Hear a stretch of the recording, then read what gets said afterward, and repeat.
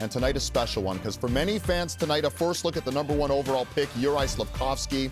With the regular season less than 2 weeks away, rivalry renewed tonight in Toronto.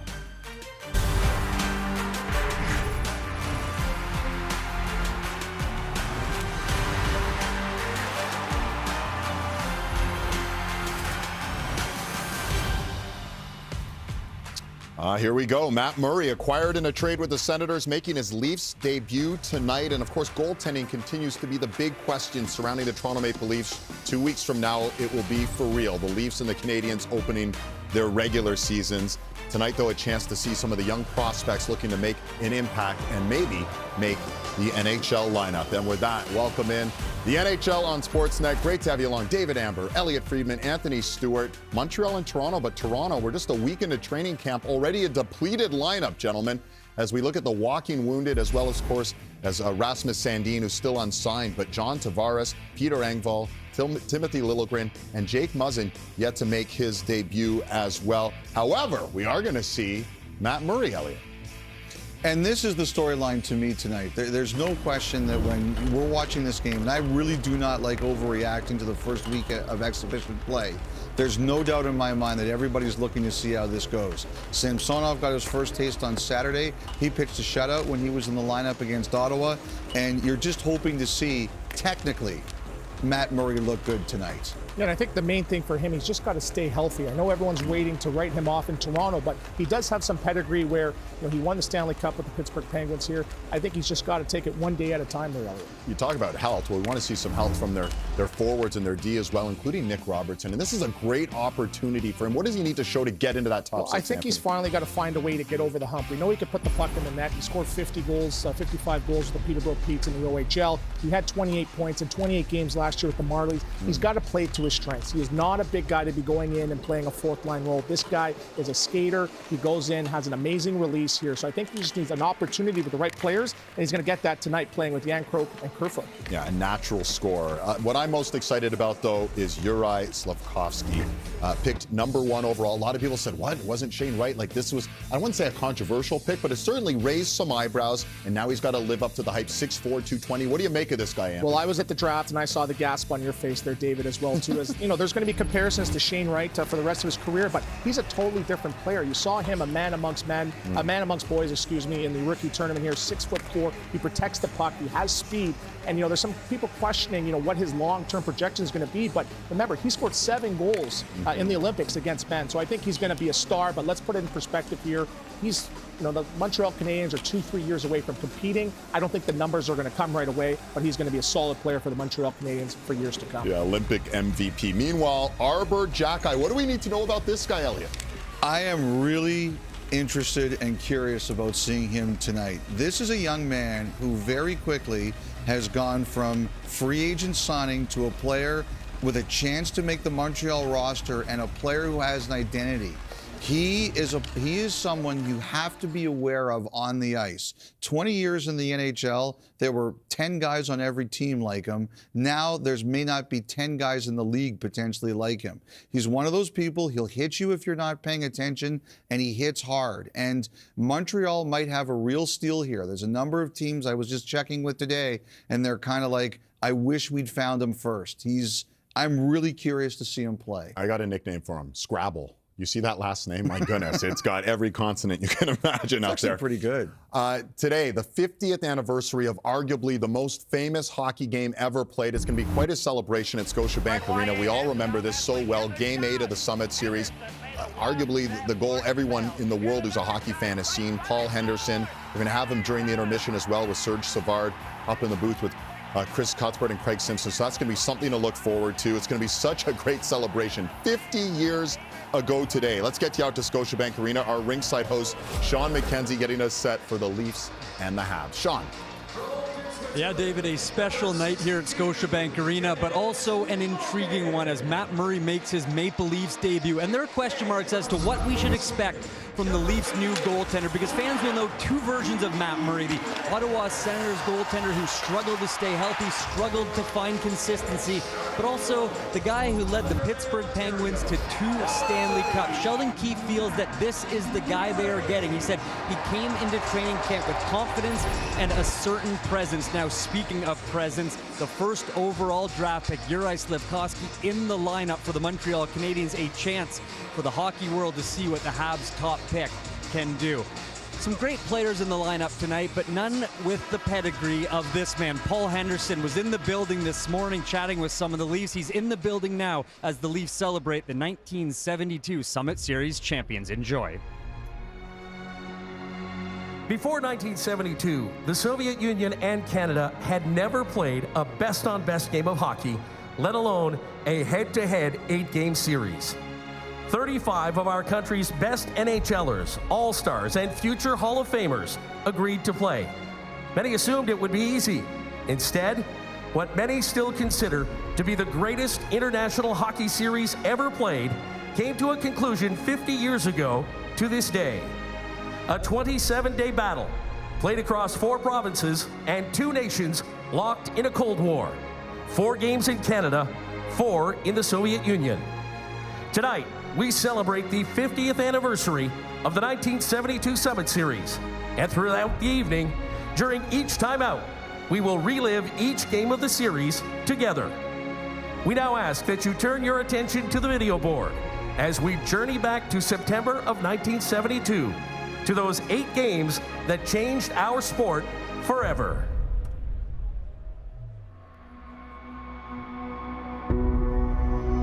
It was a special time. I mean, you can't say that history matters if people don't feel as if it matters.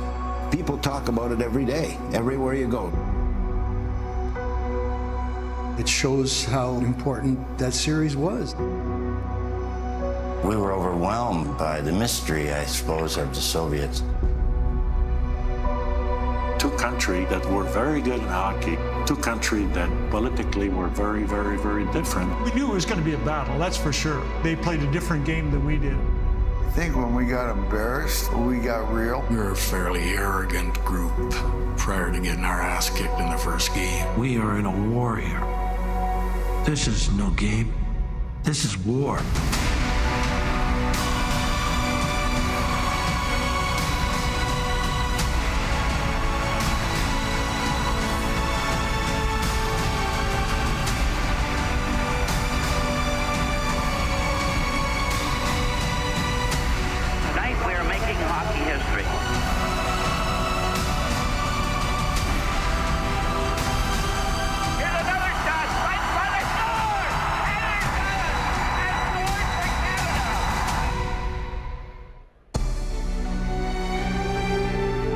We are privileged to welcome to tonight's game members of Team Canada from the 1972 Summit Series.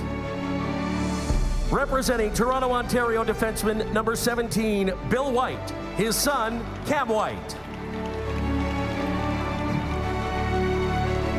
Representing Sarnia, Ontario defenseman number 3, Pat Stapleton, his wife, Jackie Stapleton. Representing Vancouver, British Columbia-born general manager and assistant coach John Ferguson, his son, John Ferguson Jr.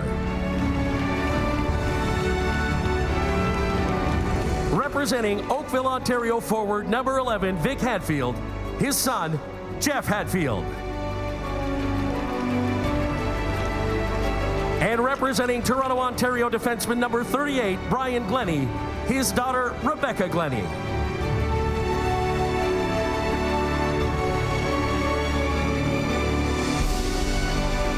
Please welcome from Montreal, Quebec, goaltender number 1, Eddie Johnston.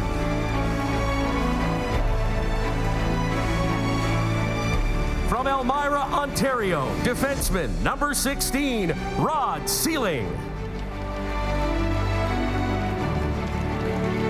From Regina, Saskatchewan, forward number 15, Red Berenson.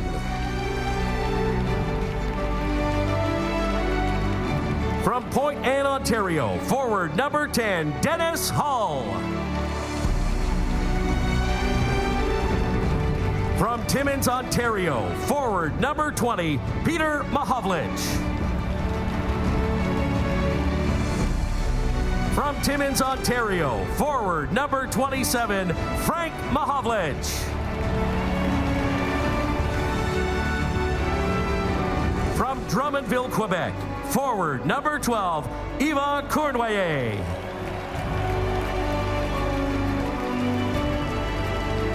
From Landrine, Quebec, defenseman number 23, Serge Savard.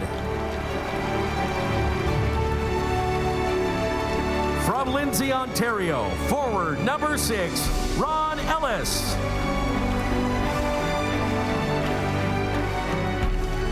From Etobicoke, Ontario, goaltender number 29, Ken Dryden.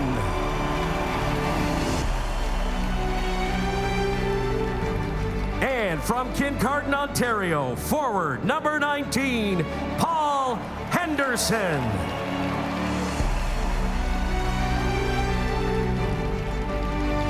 Fans, one more time, let's hear it for the winners of the 1972 Summit Series, members of Team Canada.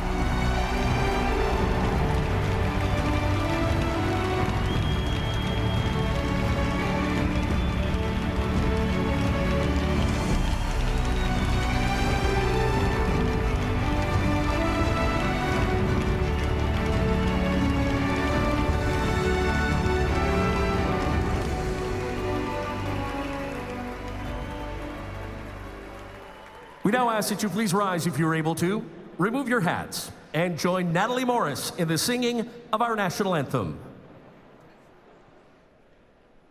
Oh, Canada, our home and native land, true patriot love in all of us command.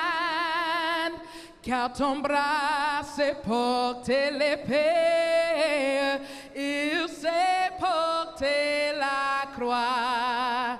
Ton histoire est une épopée des plus brillants exploits. Oh God, keep our land glorious and free. Oh Canada, we stand on guard for thee. Oh Canada, we stand on guard for thee.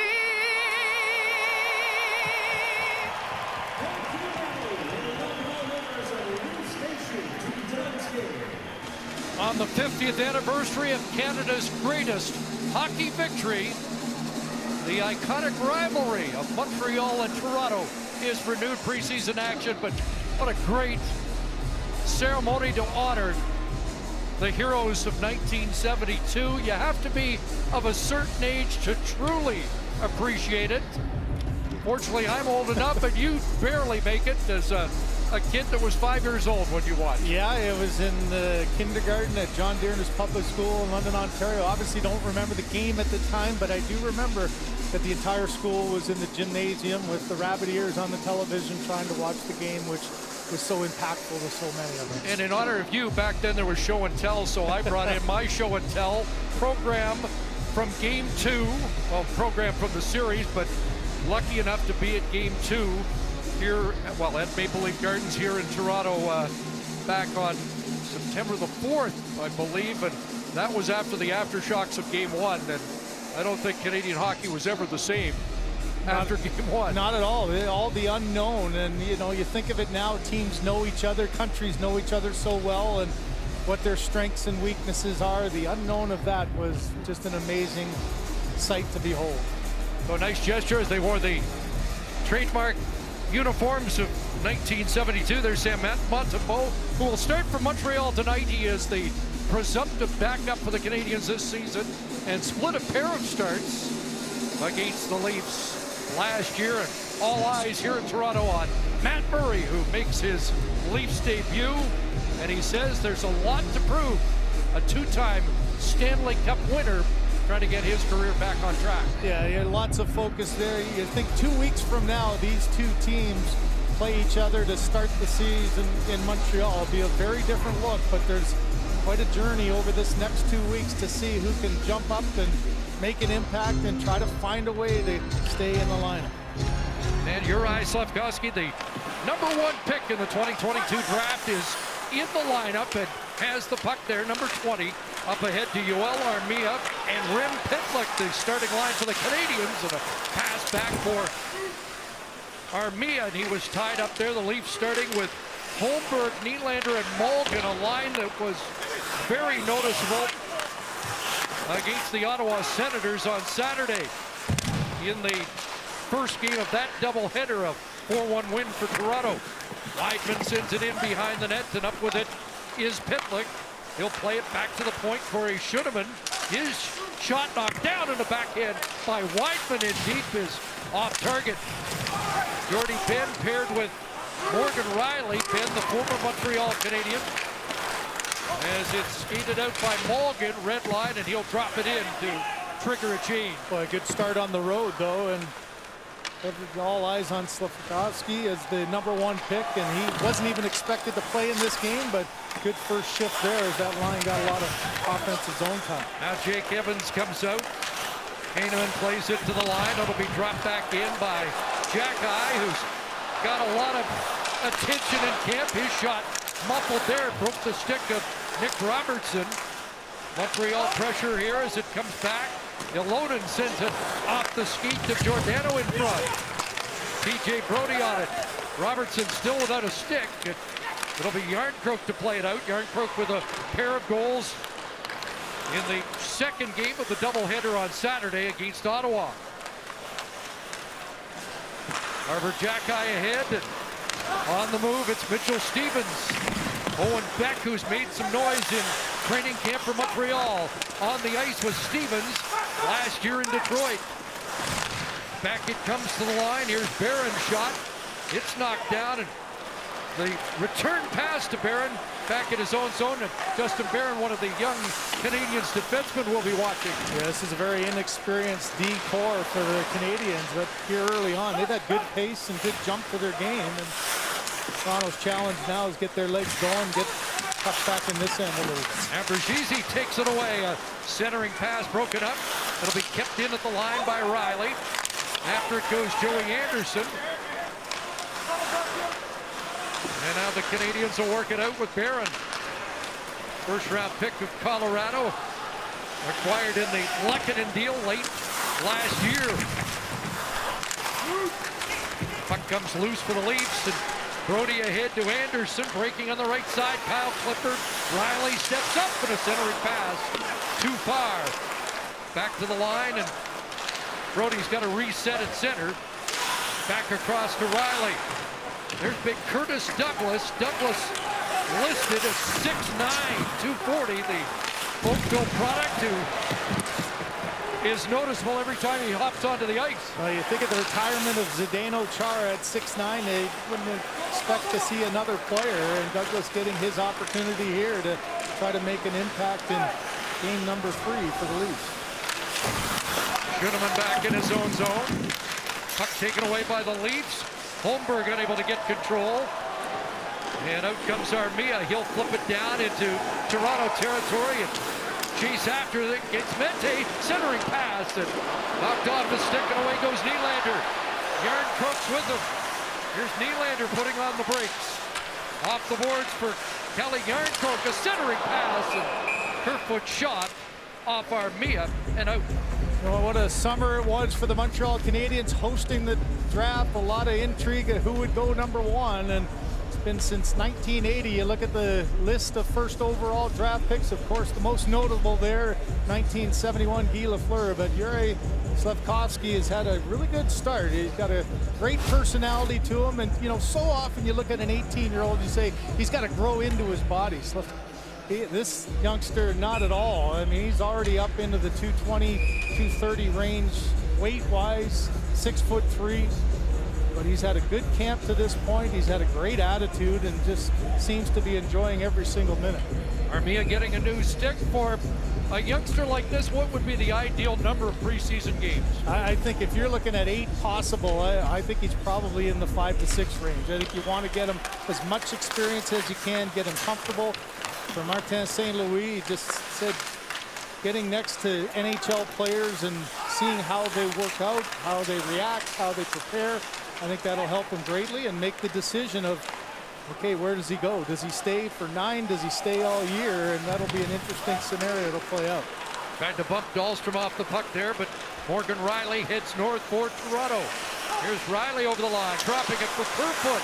Alex Kerfoot fires, and that one ends up off the screen. Molson Canadian Leafs hockey on Sportsnet. Brought to you by Molson Canadian. Our beer. Hockey's beer. Well, Chris, Mitch Marner was talking about Alex Kerfoot as their Swiss Army knife. He's played every position up and down the lineup, and obviously with John Tavares out, Kerfoot's going to play another key role. That one came right back to him, but inside just got underneath that one, didn't get it on. It'll be interesting to see how Sheldon Keefe reacts to the Tavares injury. He's going to miss at least, sounds like, 3 or 4 of the first games of the year. There's Heineman from a sharp angle. Shot stopped by Murray, his first test, and back the other way, Bobby McMahon over the line. Here's McMahon swooping in. That one off Montembeault. And Bergese there looking for a loose puck. And it's picked off by Harris, who sends it out to center. Jordan Harris, one of the young Montreal defensemen, vying for a spot in the opening night lineup. And Bergese bumped there by Barron. And here's Barron headmanning the puck. Owen Beck's over the line, the former Mississauga Steelhead, and likely going back to Mississauga at the end of this camp. That hot shot by Machar, stopped by Murray. So Murray tested early a couple of times, and Beck will deposit it back in Toronto territory. Now there's Philip Machar, the other first-round pick for the Montreal Canadiens, 26th overall, with a good little chance and a great first save for Matt Murray to settle himself in. Corey Schoeneman. That one slides past everybody down the ice, and Brody takes it from Matt Murray. Morgan Rielly up ahead, looks for Malgin. Dennis Malgin after it against Schoeneman. Holmberg on the forecheck. Played off the boards by Gabriel Bourque, and now Schnarr with it. Nate Schnarr, former member of the Guelph Storm, where he was a teammate of Nick Suzuki's in an OHL championship season. Here's Malgin over the line. And that shot off the stick high. TJ Brody crashing in. Nylander knocked down by Bourque. It'll come loose for Holmberg. Back in behind the net for Nylander. Nylander was impressive on Saturday. A hot point shot off the stick of Giordano, just went wide.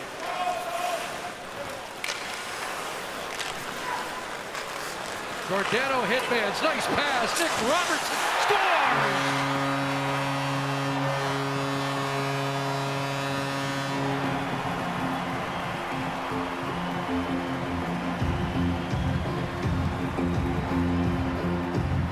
Well, a guy that the Leafs hope can pop in this preseason gets the Leafs on the board. Yeah, what awareness there by Giordano. Took a quick look back and coming right off the bench. Robertson used his feet effectively, got himself with a long stretch pass, and watch how quickly the head-up play, good quick pass. Those quick movements of the feet set Robertson up to get a little bit of separation from the D-man, and then that quick release going 5-hole there. Montembeault looked upward.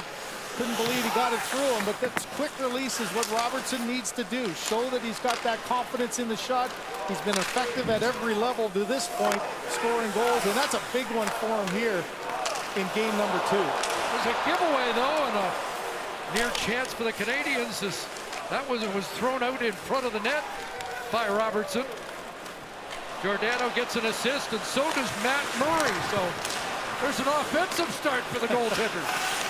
Well, I just think this is an important stretch for Robertson, too. Everybody looking at the opportunity with Tavares out. That might move Kerfoot into the middle and open up a spot on that wing. And he's a guy that needs to take every advantage. And Sheldon Keefe said he's going to play a lot of the exhibition games. Should play on Friday as well. And that goal will boost your confidence. Here's Riley out at center. Nice pass to TJ Brodie on the move. Brodie turned back. Gets it across for Mete. His shot off the stick of Evans. In behind or at the side of the Canadian net. And Montreal sends it to the line, and it's chipped past Abruzzese. It came back in and delayed offside, and the Leafs tag up. Otto Leskinen starts the rush, and Mitchell Stevens on the move. Here's Stevens, short side shot, stopped there by Murray. Back to the line, Wideman drifts it wide. Mitchell Stevens on it again, cycles it to the near side corner. And Anderson sends it ahead. Douglas unable to knock that down.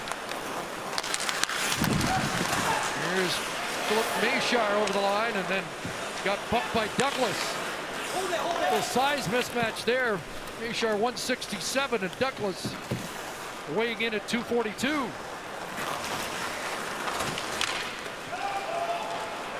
Puck deflects down into the Canadian zone.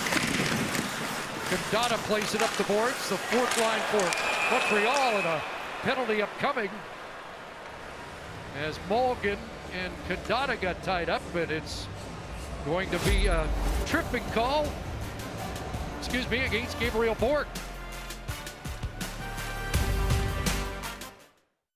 Yeah, I like to swim. But it's something else that has caught the eye of Sheldon Keefe early on in camp. Keefe noticing a stronger, more stable Robertson, saying that in the past he's seen the 5'9" forward sometimes fall in a puck battle or lose a puck battle to bigger players, but he's added some weight, he's added some strength, and Chris Craig, he's had a strong start to camp, a strong start in this game so far. Working out with his brother, who had that enormous breakout season last year. And that's got to be motivating as well. You're looking at your brother, how he just burst onto the scene. You're looking and anxiously waiting, and part of that development. You know, he's dealt with injuries early on, which derailed him, and he's had to fight back through that. So there's a mental battle that goes on for a young player all the way through. You always feel like, I'm not getting my chance. Well, he was a point per game last year in the American Hockey League, and maybe that little extra strength, maybe the little extra speed, you saw his quick footwork there. That's what opened up that opportunity to get in all alone. And this is the year where the door is maybe getting opened up a little bit for him to walk through it and become a regular. Leafs go on the power play. Bourque in the box.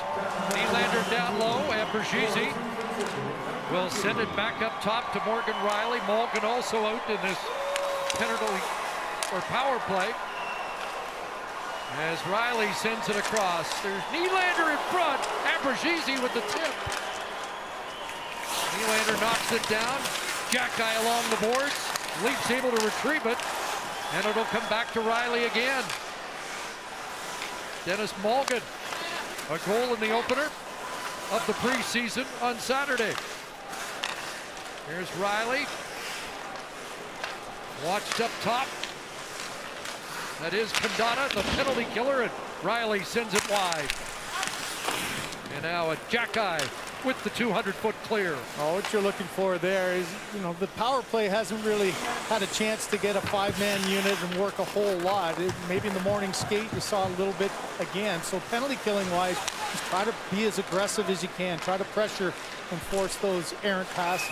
Here's Robertson out on the power play offside. Leafs, who were 0 for 6 in 2 on Saturday. Well, here's another opportunity for a guy like Robertson. You get that first goal early on. That always makes you feel a little bit better. Your head's feeling confident. Your hands are good. And now you get that second power play chance with 50 left as get another one and keep things going. Yarncroke, Steeves, Kerfoot, Robertson, and Giordano. And here is the Leaf goal scorer, on to Steeves. And he got stood up at the line, and the puck deflects into the Montreal bench off Leskinen. And, you know, the real challenge here for Martin St. Louis is he's got an inexperienced defense. You're going to go on a penalty kill. You're just trying to do the best you can to keep the confidence of your group up. He's done a wonderful job coming in relief last year, but this is a whole new ball game. When you're the coach from the beginning of the season, you got to get your structure, you got to get your game plan, and try to get the team playing the way you foresee it. And it'll be an interesting start. It's been the start for Montreal that's killed them last year out of the gate, got them right out of it early on. Here's Giordano in the middle. Got some room for Järnkrok. He whipped it high. Couple of snipes Saturday for Järnkrok. Twice a 16-goal scorer. But the Leaf brass took a look at the finish on Saturday and thought maybe there is a little more offensive upside for Calle Järnkrok. Yeah, and Sheldon Keefe was excited about this signing, and now from the start, the couple of goals, he's had a good training camp, and I think what he's shown is his ability to have a little bit of an offensive upside. And you know, a lot will happen. He's been a responsible guy defensively. Last year when he went to Calgary, though, those last 17 games he couldn't put a puck in the back of the net. It was a little bit of a frustrating mix for him, so it didn't go the way he wanted offensively there, but he's off to a pretty good start with his new team here in Toronto. Leafs have another potential injury issue. Jordie Benn has left the game and will not return, we are told. And oh boy, that's starting to pile up on the Leafs back end, isn't it? Well, you think of Muzzin, who's starting to get back skating, has had some back troubles. Timothy Liljegren gone, and we can get to it later, Chris, but if I'm Rasmus Sandin, the opportunity is there wide open to get into this lineup. Well, it's a big night in Toronto. Jays and Yankees at Rogers Center. Leafs leading 1-0.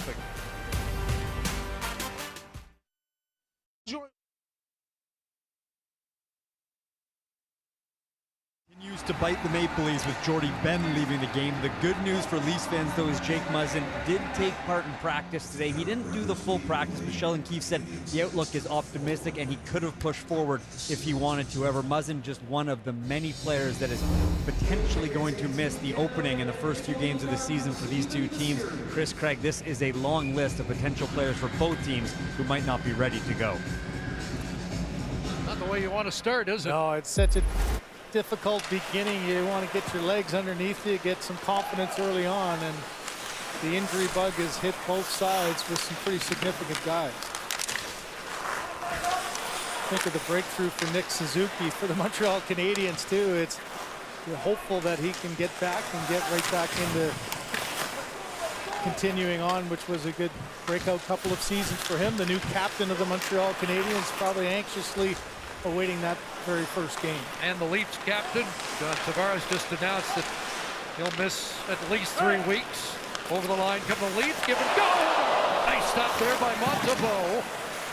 Off Holmberg, and Holmberg's got another chance in the backhand. Stopped it again. We've got another penalty after Pontus Holmberg has a pair of chances. Well, it's one line that you're looking to see if you can get a little chemistry for, and here's a pairing. Nylander does a great job of giving this one a little give and go. Holmberg right down the middle and right off the knob of Montembeault, but then the turnover down low. There's the hit by Pitlick, created the second chance, and another guy, Chris, seeking the opportunity is Pontus Holmberg. When with the injury of Tavares, he's another guy that Sheldon Keefe has spoken pretty highly of. Likes his game, likes his consistency, likes the smarts in his game, and there was a good example of a nice give and go with Nylander to create a good chance. So the Leafs had one shot on their first power play.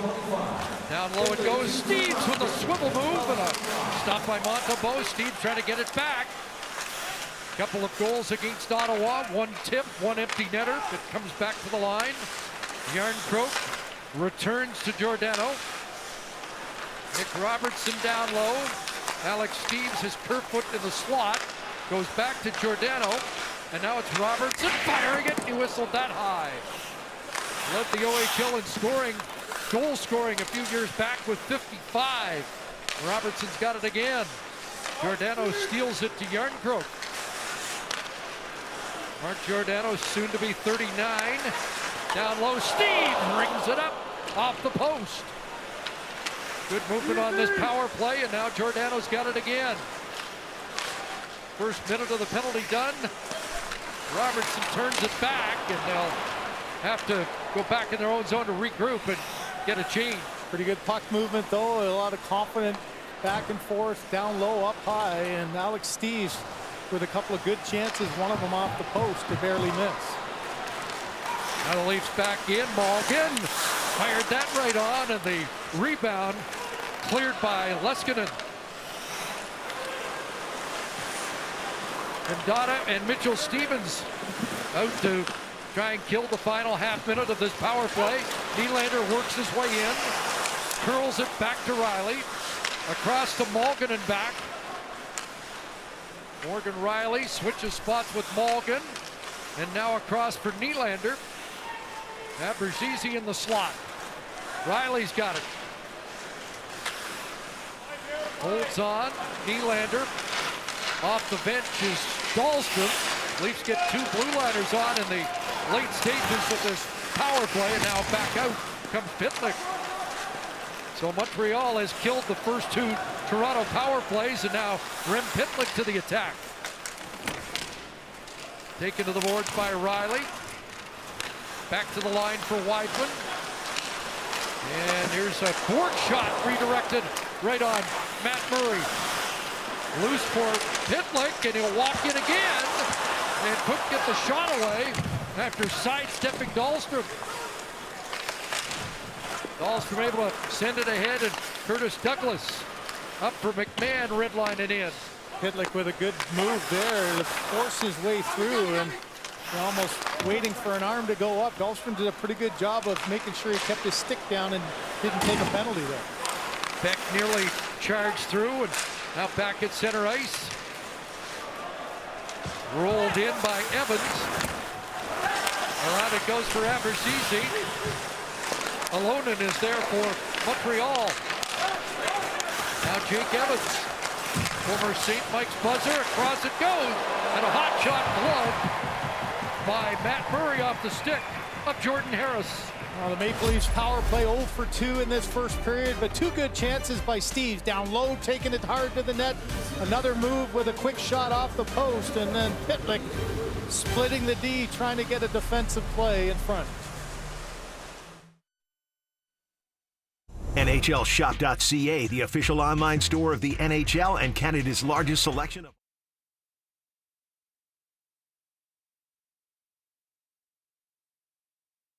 showing so far tonight for Alex Steeves, who put up 23 goals last year in the American Hockey League. One of the many young prospects in the Leafs system. So let's see what Sportsnet's prospect expert Jason Bukala has given him in his ranking system. A 75 in shooting, 75 in playmaking, and a high 80 in hockey IQ. Chris Craig, as someone who grew up playing NHL and Xbox, this is the type of rating system I can get behind. It fits my eye. Okay. So that's the analytics you relate to. 3 years at Notre Dame, so that means the IQ should be pretty high. That Michigan State high? Yeah, well, Notre Dame's pretty solid as well. Malgin dueling, a puck loose off the stick of Alonen, and now Malgin dashing back with Holmberg. Curls inside the line. Jake Evans stayed with him. As we're seeing on the Leafs bench that Carl Dahlstrom's not there right now either. Malgin with the steals in. Swiveled it across, but Holmberg wasn't there. So might be down to 4D. And we haven't even finished the first period. Malgin lost his stick. He's headed to the bench. Heineman checked there by Brody, who along with Giordano, the old Calgary pairing, reunited. Here's Robertson off wing, snaps it right on. And unable to reach that was Armia. Might have been a break. Pitlick follows up. Slafkovsky unable to take that pass. Now ahead, and the Leafs break out with Kerfoot. Onto the right side, Järnkrok. Stood up by Leskinen. Around it comes to the near side, and Järnkrok able to come up with it. Swings it into the corner. Riley's activated down low. Robertson. I think a lot more noticeable this first period. Not just the goal, but more so as he tried the jam play there than we saw on Saturday in his first game. Now back the other way, and Murray will knock that away. Owen Beck's on it. With Slafkowski, and a couple of 18-year-olds on the ice for the Canadians. Yeah, watching Slafkowski in his own zone. Really interesting, Chris, always talking and looking around, questioning, should I go there?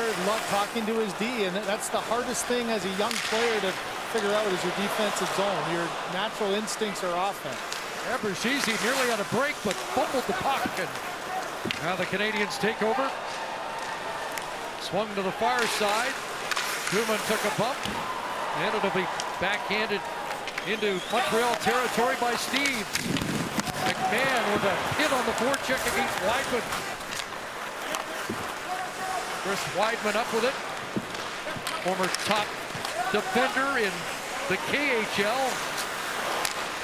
And trying to withstand the challenge of all these young Montreal Blue Liners. Yeah, he's really the lone experienced defenseman for Marty St. Louis in this game here. And he knows there's going to be a push. You know the mindset is getting younger. You got some good young developing prospects. You go back to Robertson, though. Here's a first period where coming in, the head coach saying you're going to get the opportunity to play, so what can you do with it? And here's just another quick shot trying to get it off and even create a rebound if you can. If you lose the battle, get right back up and take it hard to the net. And Montembeault able to read that one and close the 5-hole. And we just watched it in dismay on the big screen. Nice call against the Canadians. 80 seconds remaining in the first period. Seeing the Leafs outshoot the Canadians 9-7. You thought early on, the first 3 or 4 shifts of this game were all Montreal. They had good jump, they had good energy, but took the Leafs a little while to get theirs going. But had a couple of power plays, and the last 7 or 8 minutes has been a lot in the Montreal zone.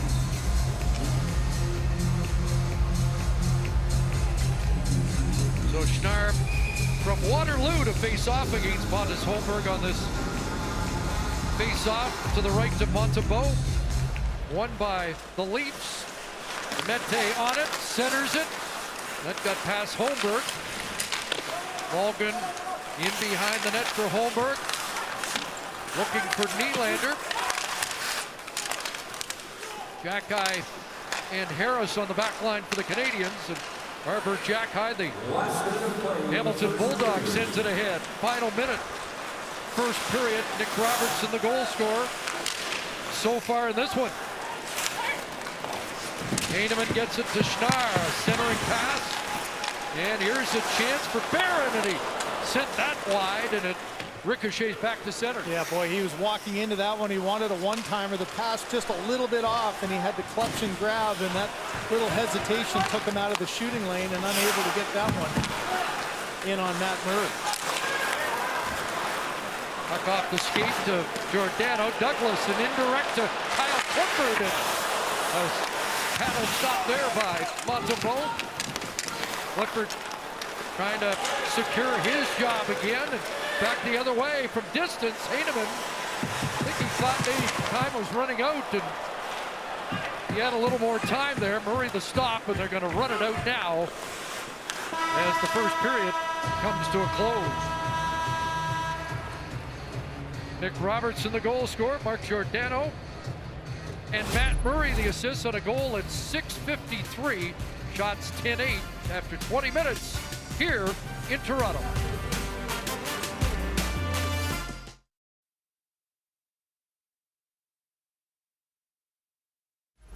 Welcome into our studios. 1-0 Toronto after one. Nick Robertson, the goal scorer. We'll talk about him in a matter of moments with Anthony Stewart and Elliot Friedman. The big storyline, though, maybe for Leaf fans is we talked about the injuries already to this team. 2 more defensemen down, Elliot. Yeah, and the thing, too, about this game is you've got guys like Giordano playing, Riley playing, Brody playing. You don't really want them to have to play a lot more in a meaningless exhibition game like this one, but that could be what they have to do. We already know the Maple Leafs have announced that Jordy Ben will not be back tonight, and this is a kind of a weird one. It looks like he just sort of just groin oblique, whatever this is. Like he just suddenly looks very ginger and doesn't return to the game, and Sheldon Keefe on the bench gets told, cross him out, not coming back. And then a couple shifts later, it's Carl Dahlstrom, and it's the battle in the corner, we assume, where this happens. He goes down. He didn't come back. No official announcement yet, but as everybody knows, Liljegren is out for the first month. Muzzin just got back to practice. Sandin unsigned at this point in time. His price just went up to $11 billion watching those highlights. You know, the defense looks thin, but the one thing I wonder about, guys, is just having players tonight that you don't want them to get hurt in a meaningless exhibition game. 4D now potentially down for the last two periods, so we'll see how that goes. Meanwhile, Slafkovsky, not the only Slovakian first-round pick made by the Montreal Canadiens. They also picked up another Slovak at 26. Yeah, Mesar, and there's one play here, and Anthony, I just want to talk about this with you. They're debating where he's going to play this year. There's some talk he might play in Laval. Jeff Merrick's mentioned he might play for the Kitchener Rangers. But Anthony, I was watching this one, and he's lucky that Curtis Douglas, who's a big man, eased up on him. And it's one of those things about the transition, Anthony. You got to be careful where you go. Yeah, and I coach the young kids here, and you tell them you don't want to be crossing planes. When you're crossing 2-3 planes, there's usually one guy coming to get you. So he's got to find a way just to keep going straight, chip that puck in, and get it on the forecheck, as they say. Yeah, he was on the tracks there, but let off the hook a little bit by Douglas. Meanwhile, 21-year-old Nick Robertson, you said in the pregame, he's got to show us something. He's got to make an impression. Is he doing that? I think the main thing for him, he's got to get involved, and he's found a way to get involved early in this game, and it starts off with a block shot, and he's just fronting that puck, keeping it simple. And he's one of these guys. He's not one of those forechecks guys. He keeps it simple, straight line hockey. He plays to his strengths, and that is speed. Here he is now beating the defenseman here. And people think that's a bad goal there. He is one of those trick shot guys here where he can shoot that puck through the goaltender. See that? Almost picks the corner there. So I think for him, it's a good start. I go back to my days when I was playing. I used to get called up to the Florida Panthers, and I'd come back with zeros on the board, and Clark MacArthur would always go, woo, it's the Ghost of Christmas Past. So he's finding a way to do something, and it's a good first period so far for Nick Robertson. You know, I think that's so true. With a guy like Robertson, I think the only way you can really stand out is to score. Like, you can create chances and things like that, but you have to show you can score. And like that one, I think it goes a long way. Incredible opportunity right now for Nick Robertson with the players that are out. He also had the opportunity to talk to our Sean McKenzie at the end of the first. Sean. Nick, you often hear some of the top goal scorers in the NHL talk about just having that mentality of a goal scorer and having that confidence. I know it's only preseason, but how much does getting one early help with that mentality? Yeah, for sure. It kind of eases the pressure off a little bit on the nerves, and you get to feel good a little bit. And but I just got to keep it, keep it sane. Don't feel too high, too low. So. Sheldon Keefe was praising you yesterday, saying you look stronger on your feet, you look stronger in the corner. I'm just curious, what type of things did you work on in the offseason to get a little bit stronger? Yeah, just a lot of lower body, single leg stuff, core. Stuff is already pretty strong, but kind of upping up the weight and the load intensity on it. I think that's what I really focused on, and it's definitely translating for sure. I feel it a lot better and feel pretty good out there. Thanks for the time, Nick. Thank you. All right, thanks to Sean McKenzie. This is going to be really special coming up. Paul Henderson, it's the 50th anniversary, arguably the most historic goal in hockey history. And Paul Henderson's going to be with our Chris Cuthbert and Craig Simpson looking back at that momentous night. Unbelievable stuff. It's coming your way here. There it is, the dream team from 72, Kenny Dryden, Paul Henderson, and everyone else. It's all coming up on Sportsnet.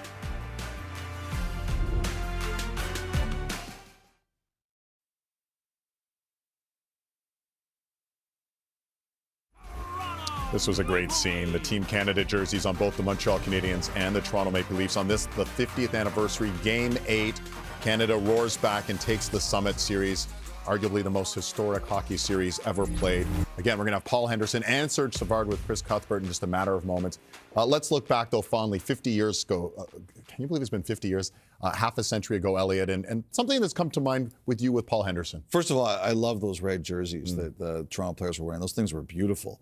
You know, I'm just of the belief that Henderson should be in the Hockey Hall of Fame. And I know this is a big debate periodically from time to time.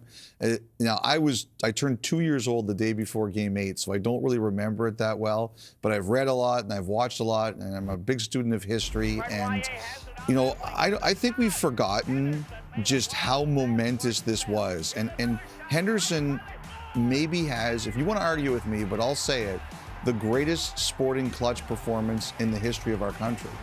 The 3 game-winning goals in a row. And to me, considering what the stakes were and what was going on in the world at the time, I think that's Hall of Fame worthy. I know some people say it was only 3 games, it doesn't make a career. I don't care. Considering what was at stake, I think he should be there, and I think it's time it should happen. And how that series started, a 7-3 thumping by the Soviet Union over Canada. I know you're going to talk about Phil Esposito, and I just want to say we wish the best to Phil Esposito and his family. They're stuck right now in Tampa Bay trying to avoid Hurricane Ian as best possible. So we wish the best to them. And what about Phil Esposito and how he carried this team emotionally? Yeah, well, I'll start off by saying that I'm very jealous the fact that I don't have any hockey accomplishments that will be remembered 50 years from now, too. But it's a great accomplishment. But I think the one moment that stands out for me is Phil Esposito after Game 4, getting booed out of the building there, essentially going back at the fans, chirping, saying, hey, we're trying our best here. We wear this flag and this jersey with a lot of pride here. Cut us some slack. So that was a rallying moment for Team Canada as they went back to the Soviet Union to end up eventually winning the series. So for me, as a player, I wish I could directly call out the fans sometimes as opposed to hiding on my ghost Twitter account. You could do it as a broadcast. You want to call them out right now? No.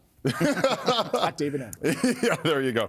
Unbelievable, right? 50 years. It's amazing that much time has passed, but we still think about it as it was just a few days ago. To me, the best hockey I ever watched was '87. Canada, Soviet Union, 3-6-5 games for the Canada Cup. That's the best hockey I ever watched in my lifetime. 2010 was spectacular. 2002 was spectacular. But people who are old enough to watch all of them, they will tell you 72 by miles. And we're not done with our coverage. Again, Paul Henderson, Serge Savard, Chris Cuthbert coming your way next. That's going to be very special. We will see you after 40 minutes. It's 1-0, the Leafs leading the Montreal Canadiens.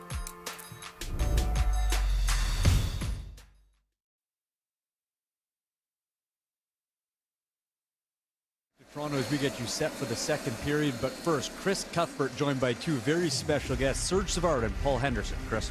Well, what a thrill for me. I was a 15-year-old watching Game 2 here, cheering for Team Canada, and the whole nation was obviously cheering. Thanks for being with us. And Paul, start with you. Could you ever imagine 50 years later we'd be still talking about the greatest hockey victory in Canadian history? Well, I'm glad they do, because it's the only thing I did in 18 years of pro hockey. So. Not the only thing. Not the only thing. But you must, every day, is there a day that goes by where you don't talk about it? Yeah, every day I stay at home. But most Canadians, the first time I meet them, they want to tell me where they were, what they were doing, and how they felt. So it hasn't gotten old yet. Serge, it's such a special story. How did it all come together? How did this team bond and bounce back from what happened in Montreal? Well,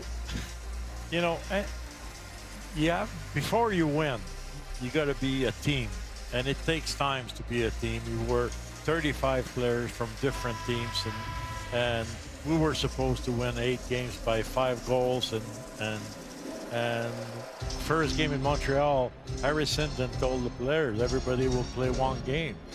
35 players, and he dressed only 5 defensemen in the first game. So that shows you the confidence that we had. But, we lost badly the first game, but a lot of people are saying that you guys were not in that great a shape, but how come we turned it around in 48 hours and we won 4-1 48 hours later? Paul, what I try to figure out is Serge didn't lose a game in the Summit Series. He was 4-0-1. So what was wrong with Harry not figure out? He was one of the keys. Obviously, you were too. We want to thank you both. Just in 3 closing, winning goals absolutely, in the last 3 games. And 7 goals in the tournament. But the legacy, the impact of that series, we feel it still today, don't we? Well, I sure do. And Serge, that's why we lost, was Serge wasn't in the lineup. But, for what Paul did, Paul was a pretty good player, but what he did in 72 was the highlight of his whole career, and Paul should be in the Hockey Hall of Fame. I was going to ask you that, and I think just about every Canadian hockey fan across the country agrees with that. You're in Canada's Hockey Hall of Fame for sure, and one day we should make it official, shouldn't we? It will be. Thanks, gentlemen, for all the memories, and thanks for joining us here. Thank you. Okay. Paul Henderson, Serge Savard, part of the 1972 legendary Summit Series. So we're underway with the second period. The teams prior to the game wore Team Canada jerseys to honor the legends like Paul, Serge, and all of them who have bonded over 50 years. And Craig, I know you mentioned to me that coming together as a team would have been such a challenge. Yeah, it's incredible. And Mr. Savard was saying earlier that back then you didn't talk to any of the opponents.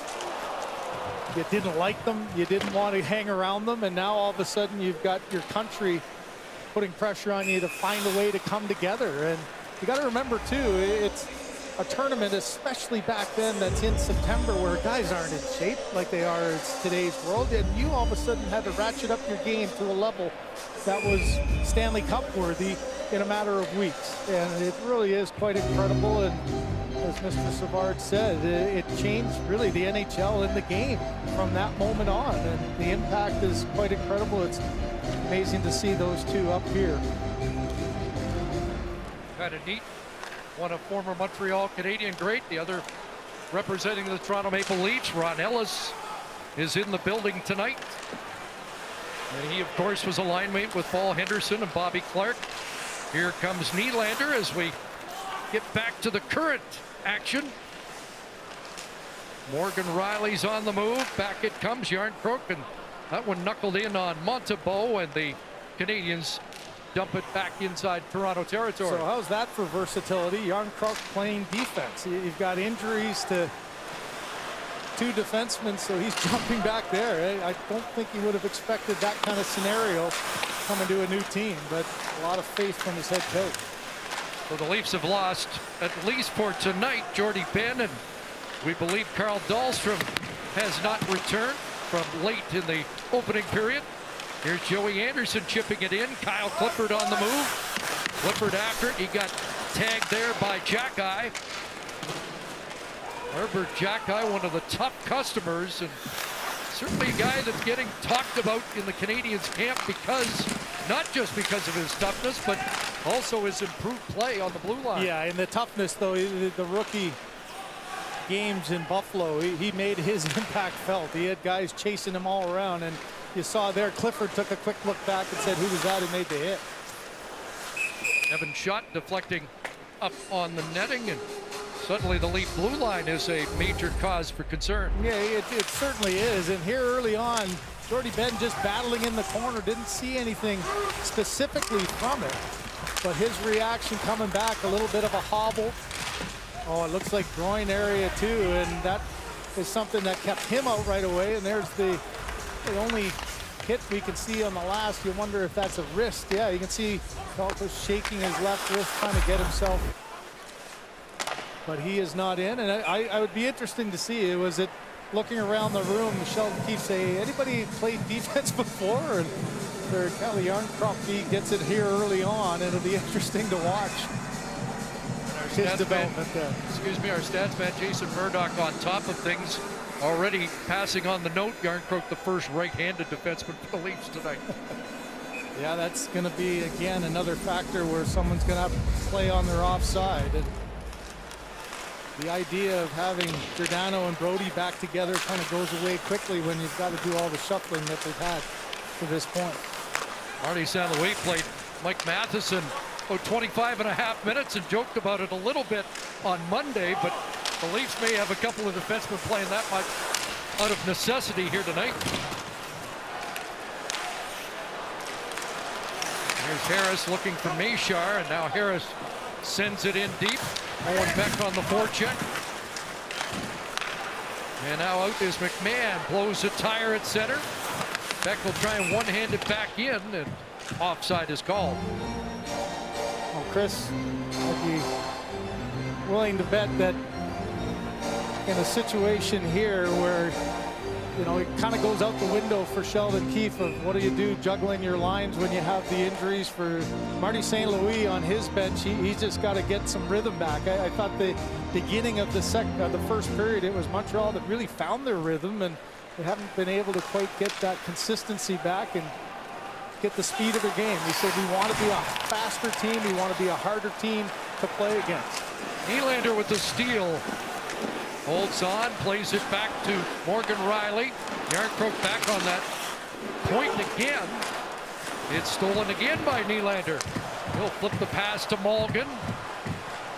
Handing it off to Järnkrok. Here's Järnkrok walking in. And it sips through, and Montembeault will cover up. Oh, how about that for confidence? Morgan Riley jumped in first, and Järnkrok watching as the defenseman stayed in. Now as he curled back, it was his turn to go in and follow up the play. You can see on the left side, Morgan Riley shoots himself back out, so Järnkrok does a nice job coming down. You got the 2D down on the side of the net as Riley thought he might get a tap in there. A good read from Järnkrok to have the confidence to move in and make that play. On the face-off, the Leafs control. Alex Kerfoot is centering. Pass knocked down by Evans. Up ahead to Heineman. Following up is Jake Evans. Back to Emil Heineman, who was acquired in the Tyler Toffoli trade. His rights from Calgary.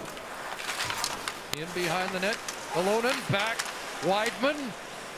Watched by Robertson.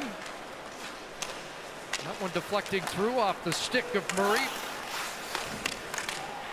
Heineman trying to make the team. The question is, does he go to Laval or Sweden if he is unable to crack a spot in a crowded Montreal forward lineup? Anderson with the shot, and Montembeault sends it ahead for Weidman and Evans. Well, Marty St. Louis likes the way he's played. He's a really good shooter. He's got a great release and a heavy and hidden shot. We saw one earlier on that he was able to explode towards the net. And that's something that the head coach said he's got an opportunity here to give himself a chance to prove that he can do it at the NHL level. Slafkovsky sends it over onto the right side. That was overskated by Pitlick, and back in come the Leafs. It's Alex Steeves turning it back. Riley fires, and that's stopped by Montembeault with Douglas. That hit perhaps Douglas in front. Looked like it nicked him. It deflected up and got him look like right in the side of the head. A centering play, and Montembeault gets his stick on that with Clifford driving the net. Back the other way, Slafkovsky on the move. He's shot right on. A rebound for Pitlick, stop. Armia, a chance, knocked away. That one stayed on the line. That one was stopped by Holmberg. In behind Matt Murray. Jack-Eye across. Harris. And now Jack-Eye again at the left point. Watched there by Mulligan. Holmberg after it. Armia along the line, kept in, and Machar with a nice juke there, and he got a shot away. Matt Murray the stop as Machar shows his stuff. Nice move by the 18-year-old. Chris, pretty special evening. I know the 15-year-old Chris Cuthbert would never imagine that his program would be signed by the man who scored so many big goals for Canada. What a great moment.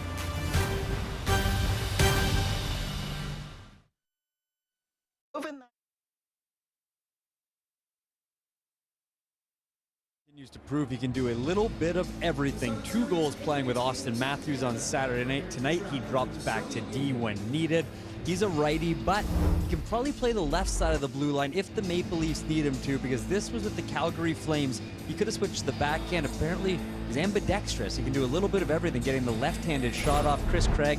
What can't he do? Right now it appears like nothing. Well, playing defense in the second period, and he was compared by Sheldon Keefe to Alex Kerfoot for versatility, and Kerfoot also logged some ice time on the blue line in this second period as Matt Murray stops one from long range off the stick of Stevens. Now here we are, almost 7 minutes into the second period, 13-14 now, shots on goal on Murray, and I thought it was really indicated, although the defense ended up getting hurt, that in his first game, it was a veteran defensive core that Sheldon Keefe had for this game. I think really trying to set up a situation for Murray that he can get comfortable in, that he's got some experience around him, and although he hasn't been super busy, it's been a pretty good start for Murray in game number 1 here. McMahon and Anderson crash in on the forecheck against Leskinen. There's Douglas back, so he's okay after getting hit with a point shot. Anderson to the line, and that's a Kerfoot on left defense with the shot on goal. I think it was at the pregame that Elliot Friedman said, you know, for Murray coming in, don't overreact to anything. And I think that's something that, you know, had to be on the mind of the now veteran goaltender. You think of what he's gone through in his career as, you know, an upstart in Pittsburgh, coming up in the middle of the season, taking over for Fleury, winning that first Stanley Cup, taking over in the playoffs in the second Stanley Cup, and then the disastrous time in Ottawa where he was never really able to get settled in and really find his place. And now a new beginning, and it started here tonight, and so far he's been able to handle it well. You made the point to me as the penalty's coming up.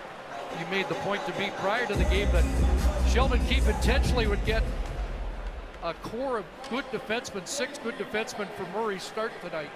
And now he's down to He's down to 4 and a forward. There's the little reach there by Clifford as he gets in, and Weidman able to draw that penalty. But, you know, here's maybe the first real test, a power play for the Montreal Canadiens, a power play that last year, like so much of their game, you know, struggled. 31st in the National Hockey League, and you know Marty St. Louis will be working diligently on improving the special teams. And for Murray, maybe this is the one chance to get a lot of high-quality, difficult shots on this first power play. And Slafkovsky will man the left point for Montreal on a power play that went 1 for 5 against New Jersey on Monday.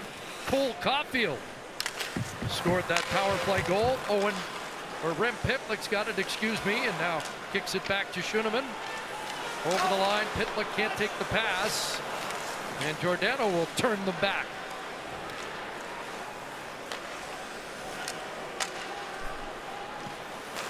Here's Schoenemann with the slingshot back to Pitlick. He'll drop it for Slafkovsky at the line. That pass broken up by Nylander, and once again, Montreal doesn't get the setup. Well, Nylander with a good read there. Slafkovsky just trying to go through the body, and a pairing of Holmberg and Nylander getting a chance for Sheldon Keefe to show their penalty killing ability. Now Anderson comes out with McMahon. Heineman sends it in, Schoenemann sends it around, and the Leafs again will turn them back. Montembeault leaves it behind the net. He is scheduled to play the first 30 minutes or so. Evans wraps it around, and it comes to Heineman. See if we have evidence of that heavy shot from 51 on this power play. But again, the Leafs able to clear and a race for this, and Montembeault has to come out to knock it away from the on-charging Steves. So not much happening on this Canadiens power play, their first of the night. Weidman ahead, Evans over the line. Following up, there's Heineman, and his shot ends up on the screen. Well, you know, for Marty St. Louis, it is special teams. You know, all the key indicators last year, you kind of got to get out of your mind. You got to start fresh. He was able to get his team to a place on about a 71-point pace with his 37 games that he had, and you wonder, okay, how's the start going to be? Last year, without St. Louis at the helm, Ducharme, they were 0-5 to begin and 3-10-1, and just like that, you're out of the run. I mean, that's what can't happen, and you know, I think it's going to be really important for Jake Allen, who I thought was really good in game 1, had 18 saves in his first effort. A backhand by Bourque, and Matt Murray down to cover up on that. And Jake Allen's going to have to settle things early on while this team figures out, you know, what they're going to be. Can Martin St. Louis make a difference with his coaching staff? You got a lot of player experience behind the bench, but not a ton of coaching experience. But you know, his impact last year was with the players. You think of Cole Caulfield as the best example with 22 goals in the 37 games under the new head coach. And will there be similar impact with other key players as he puts his stamp on this team right from the day one of training camp? One of the interesting things about this coaching staff is they all are veteran NHLers, but were underdogs at this time of the year. They were either undrafted or late round picks, so they know about giving a guy a chance. Absolutely, and that does factor in, and I think the respect from the players who realize what a guy like Marty St. Louis with over 1,000 points and a Hall of Famer undrafted and not really given any easy chance. Burrow's the same kind of player.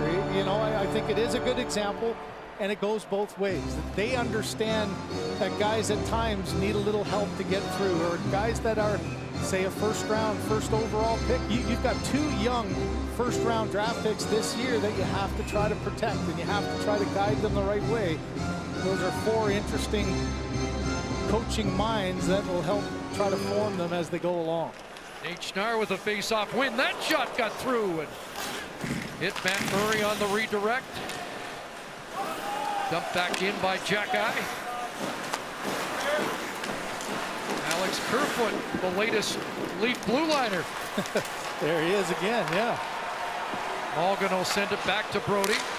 Up to Nylander. Passed in front and sent away by Condata. The hit along the boards. Harris bumped there. Now, defensemen, I'd be interested in all the chirping on the bench, because defensemen always say forwards can't skate backwards. Kevin Bieksa would be one to be quick on that as well. So I'm sure they're trying to show that, yeah, we can find a way. Anybody can play defense, right? So far, so good. For a couple of them, I don't remember if this was a regular season game, likely you'd just go 4, but, or would you? I think you think of how early it was that Ben went down, and so you're in the first period. That's a lot of hockey going, and especially early. You're right, in the regular season with maybe a big divisional match, you might shorten the bench and not do it. But now he's got something to file away in case it happens, whether he can trust one of the forwards to drop back like Järnkrok. Well, and the big question, isn't it, Chris, is how big of injuries are these two? I mean, is it just going to be a one-day thing and they're both going to be all right? Or for Kyle Dubas, who's still sitting, trying to get a deal done with Rasmus Sandin, times get interesting, don't they? Puck out of play off that point shot from the new defenseman, Calle Järnkrok. I was tempted by the idea of simple investing, but I really missed RBC's expertise. I guess a one-size-fits-all approach might work for some, not me. Now I'm back to the personalized advice.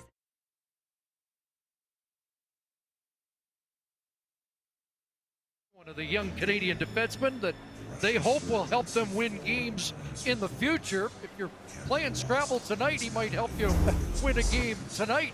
I got to remember that one if you're playing the kids, and you can surprise them with that one. It's 27-point value on Scrabble. Get the triple word score, yeah, you're really in good shape. There's a lot of uniqueness to the last name, and there's some uniqueness to his game. I do think that, you know, he might be a year away, and a lot will depend on the decision-making over the next 2 weeks. But his impact last year in the Memorial Cup and playing for Hamilton and being an impact player in the rookie camp, I think he's taken notice, and it'll be fun to watch his development continue on. I think he's already public enemy number 1 in Ottawa. Boy, he stirred things up in the rookie tournament against the Senators. He had guys chasing after him even after the game. You see that Kevin Poulin is now in as Montembeau's night is done. 14 of 15 saves for Sam Montembeau, and Kevin Poulin, who does not have a contract, trying to secure one with the Canadians, at least in Laval, and got tested by that little jam play by Curtis Douglas. Long reach at Douglas, almost got that puck out front, and quick leg got there just in time to make the save. Poulin, the Olympic goaltender for Team Canada in 2018. Mete ahead, McMahon tried to go rink wide. That went off Heineman. Here's Chris Weidman, rink wide. Brody stepped up, it's played past him by Ylonen, and Morgan back. Here comes Dennis Morgan through center. One of the top players in the Swiss League last year, and he'll test Kevin Poulin.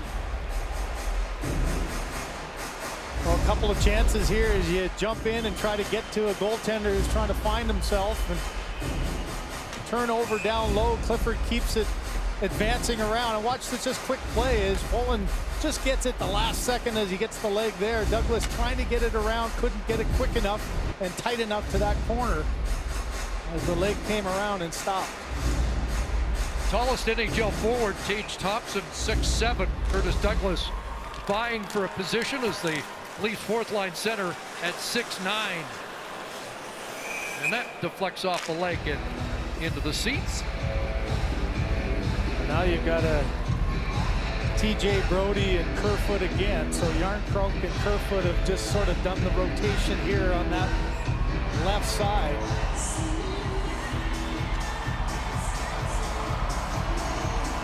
Alex Kerfoot played 10 of the 12 forward spots last year, and now he gets to notch another position. Yeah, he checks off left D. I wonder if he can take a few on right B as well, just to check both of them off. And if the Leafs ever lose both goaltenders, is it Järnkrok or Kerfoot who will go in? Here's William Nylander back to the line, and Robertson got one in his wheelhouse and pulling with the glove stop. Well, on this line is put together to see if they can find a little bit of chemistry, and right now Robertson, Malgin, they both get on the puck, and you know Nylander can find a way to keep it alive. He does an excellent job of just moving his feet, buying himself a little time. The hard shot Robertson tried to get down, and Poland able to grab that one easily. Off target, but 90 miles an hour off the stick of Nick Robertson.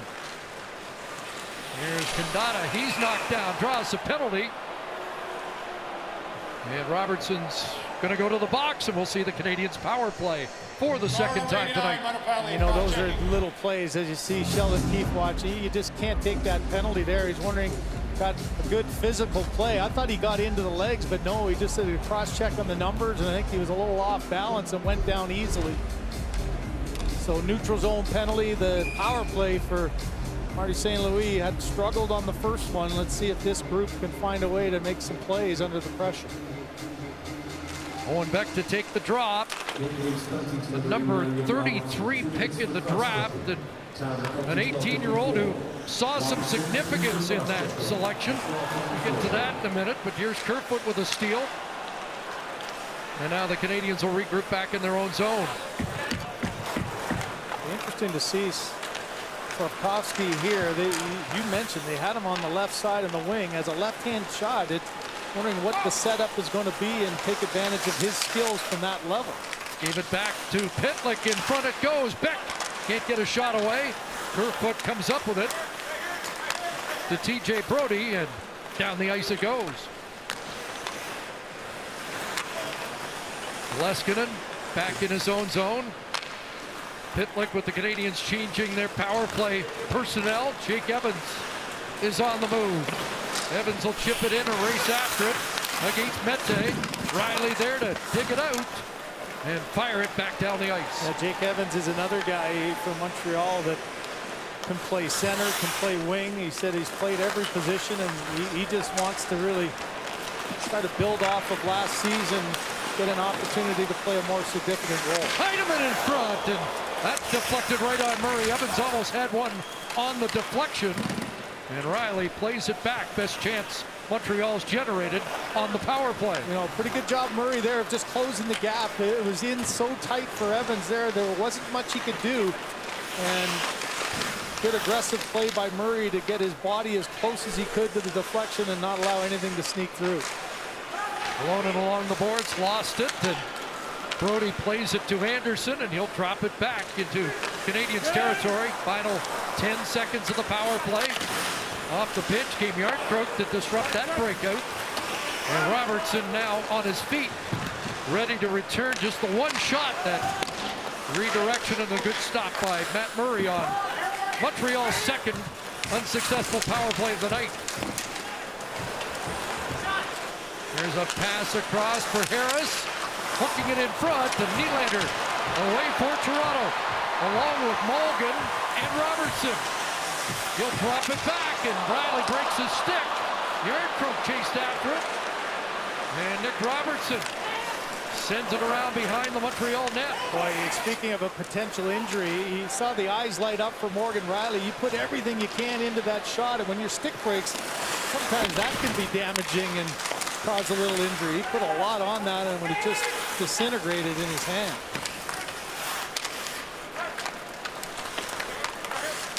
Kerfoot up with it and gets some help from his D partner, TJ Brodie, and Brodie leads the Leafs back into Montreal territory.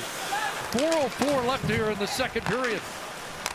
McMahon into the corner. There's Steeves. Back to McMahon, and he got that away in a hurry, and Poulin makes the stop. Here's Beck tapping it down. There's a little combo from the Marlies there. Both players with great seasons last year. McMahon with 24 goals as a rookie. Steeves with 23, and they almost connected there to get one in this one. Both have earned praise from Sheldon Keefe during this training camp. As Steeves chips it back in on the backhand. Corey Schueneman up the boards, and Mayshar moves it ahead.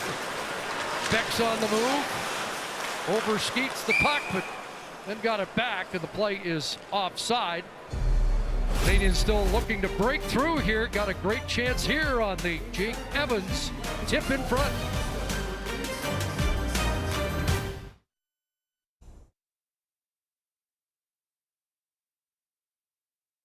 Draft year for Slovakia with Slafkovsky going first overall, Simon Nemec going second overall, and then Slafkovsky's good friend Philip Machar going 26. And here's second game in a row for both of them there. You saw the difference in size and structure.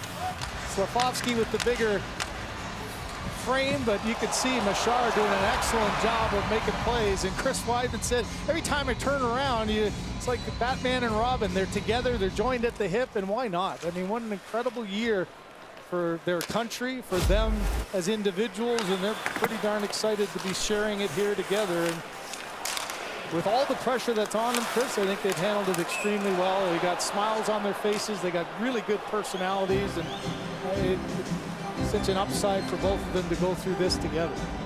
And as much as you'd like to be and are being mentored by veteran players, there must be some comfort level, especially coming from Slovakia, to be together. Absolutely, and you saw it at the draft. Even their reaction together at the draft, couldn't believe it, and had to be some of the ideology behind the management group to bring them here together, let them grow together, and it'll be really fun to watch in the coming years to see how they develop. And we've talked about versatility tonight. Machar has shown well as a center and a winger so far for the Canadians. Under 3 minutes left here in the second period. And the one goal by Nick Robertson in the first period is held up so far. Järnkrok there defensively to break up that lead feed and pulling out of the net to hand it off. As Weidman ahead for Pitlick, and now back to Corey Schueneman.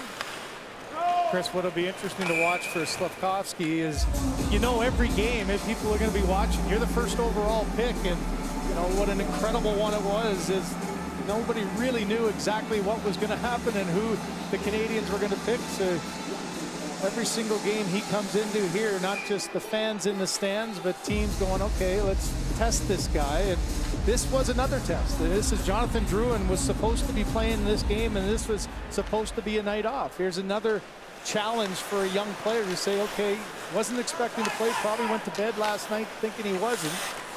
How can you handle that? And that's another growing moment for a young player. We're going to scratch this morning because of an illness. Around it comes from Malgin. He let it go, and TJ Brodie. Nylander up high, dangling against Evans. Here's Nylander in behind the net. Jack-Eye stayed with him. Penalty upcoming. And Matt Murray going to the bench. I think Jack-Eye's going to get a little hold there as Nylander, as he does so well, he uses his feet to try to slither by. Young defenseman get a little bit too aggressive with the hand. It was the official in the neutral zone. Watch just that little tug Montreal, right there. number 72, 2 minutes. Forced Hold the it. top hand for Nylander to come off the stick, and that drew the arm up.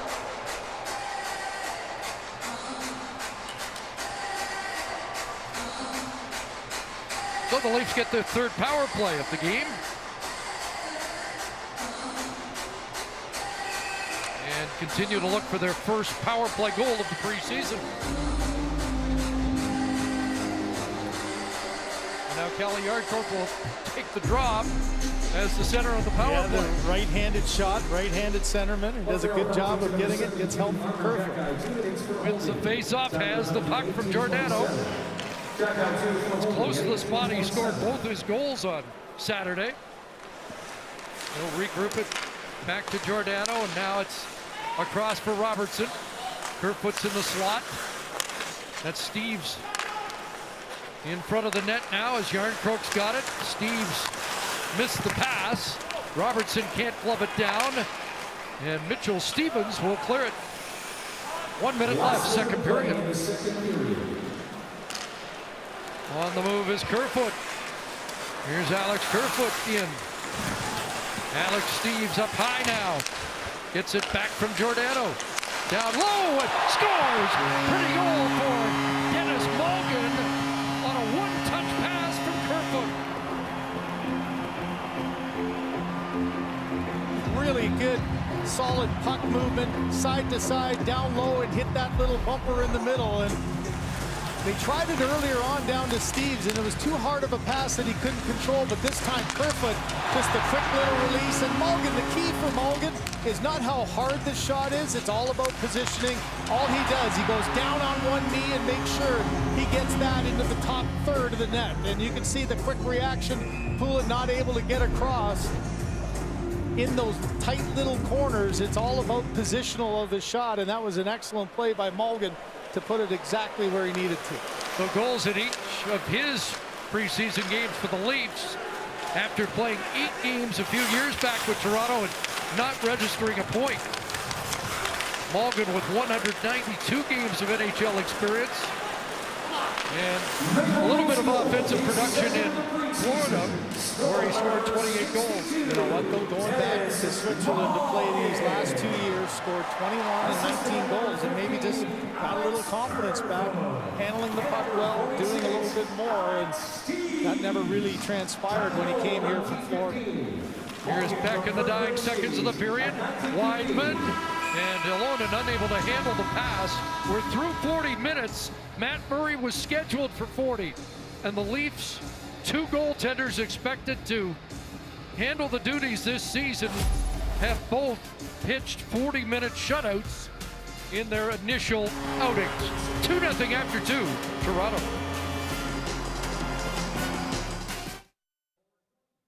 NHLShop.ca, the official online store of the National Hockey League.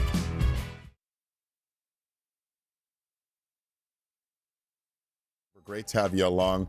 Kerfoot, Yarncroke locking up defensive spots on the Leafs. What's going on here? What do you guys make of this whole storyline? This is kind of bizarre, but they're doing pretty well so far. Look, they lost 2 defensemen in the first period, Ben and Dahlstrom, and that's what you have to do. You're down to 4 players, and I think the key thing here everybody realizes is you don't want those defensemen to get hurt. You know, Riley's playing, Brody's playing, Triano's playing. You just don't want to see one of your top defensemen from the regular season go down and get injured. So Yarncroke and Kerfoot, who are pretty versatile guys, get those shifts. Anthony, did you ever play defense in the preseason? I was a pretty good backward skater, but I was a little rotust, so it's really tough to really turn. I wasn't a really good turner.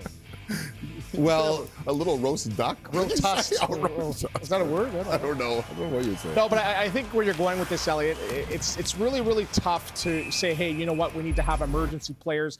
I think this is the exception, not the rule, where it's going to be training camp. There's going to be injuries, but I don't think there really needs to be a big reform and saying we need to play less games in preseason. I was a player. I loved getting into 6, 7, almost every single game possible because it would get me prepared for that first game of the season. So for me, I don't think there needs to be any reform in policy change with regards to preseason. Well, here's the thing that I'd mention. A few years ago, there was a general managers meeting, and the Chicago Blackhawks suggested, look, We're paying players not to play. If somebody gets hurt, why can't those players go into a game to play? And they weren't talking about exhibition season. They were talking about regular season. They were talking about any possible game.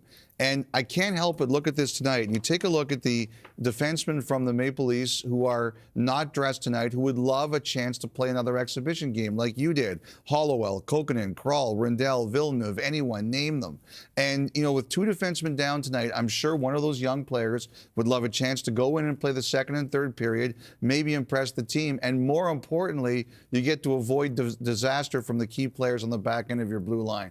So that's why I would suggest it. The Blackhawks actually said it should happen in the regular season. There was no support for that from what I understand, but on a night like tonight, I don't see why you can't do it. And the one area I think where there should be a change, I think, is possibly in the fitness testing, where a lot of guys are getting hurt with the groins and the lower body injuries, because the testing right now I think is a little outdated with the VO2 max test and the skate test. So it's 2022. Guys most likely are going to be coming into camp in shape. 99% of the guys, I think they need to fix the testing protocols. If the VO2 testing goes away, Kelly Rudy won't be able to tell us every year how good he was. And I'm not saying that because I was one of the lower scores. They're mandated to, the coaches are mandated to have 8 NHLers in the lineup. You guys, we've been talking about injuries, and the reason we're talking about this, not just because of what we've seen tonight, but this has been an epidemic to some degree around the NHL. We all know about Tavares and Suzuki.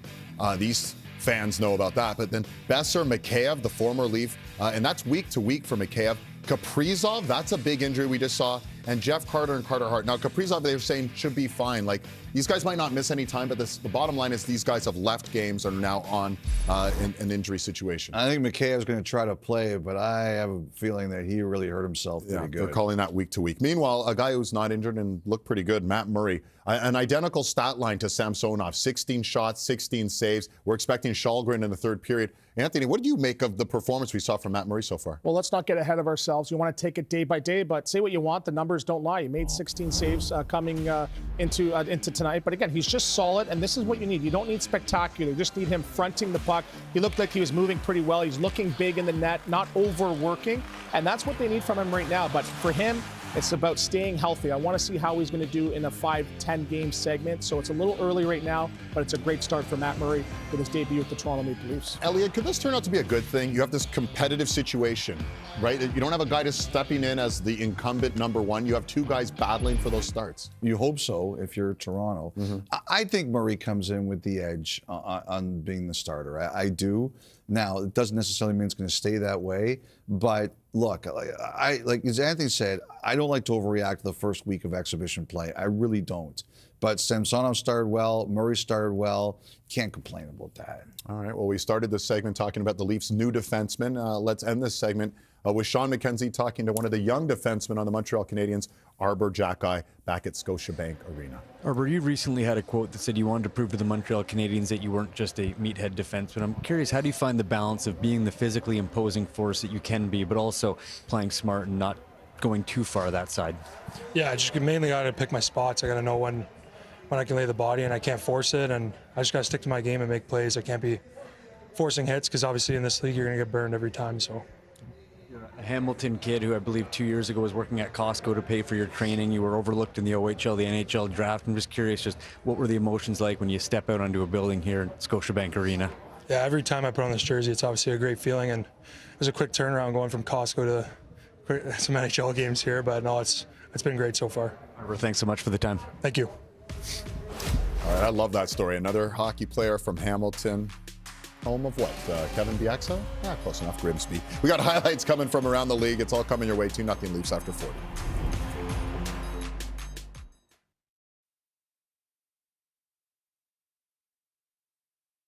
We got 2 Capitals and Flyers. The former Leaf Connor Brown scoops up the little giveaway there. Pretty good shot. Beats Felix Sanderson. 1-0 Caps on top. Sanderson couldn't see that one. And then on the power play, Dylan Strome. So the new guy's getting involved. And it is 2-0. Look at John Tortorella. You're going to see a lot of that this year. He's up top, and he's going to like this. On his BlackBerry during the game? Oh, man, where'd he get that? I need that. Don't say BlackBerry to Stu. Kevin Hayes makes it a 1-goal game. That was for him. Blackhawks and Red Wings original 6 action. Jujhar Khaira out front. Dylan Sikura. Thank you very much. The Hawks have giving up so many players. Kane and Taves are there, though. And then this is a fun play. Elmer Soderblom breaking in on his brother, Arvid, and then gives it up to Adam Ernie. And we're tied at 1. 5 minutes later, Kevin Korchinski, the first-round pick to Lucas Reichel, nephew of Robert Reichel. You might remember him. Chicago goes up 2-1. But opening minute of the next period, Pius Suter, the give and go Ernie, second of the game. That was nice. And literally seconds ago, our production crew, their mid-season form here. This happened literally seconds ago. Jujhar Khaira. Good to see him healthy again. Yes. Great backhand there, and it's 3-2 Hawks on top. Third period's rolling up next. What's happening in Columbus, Buffalo? You tell me. It's 2-1 Blue Jackets. There you go, breaking the news. Young fans enjoying a 2-0 Leaf lead after 40. Third period's next. Enjoy.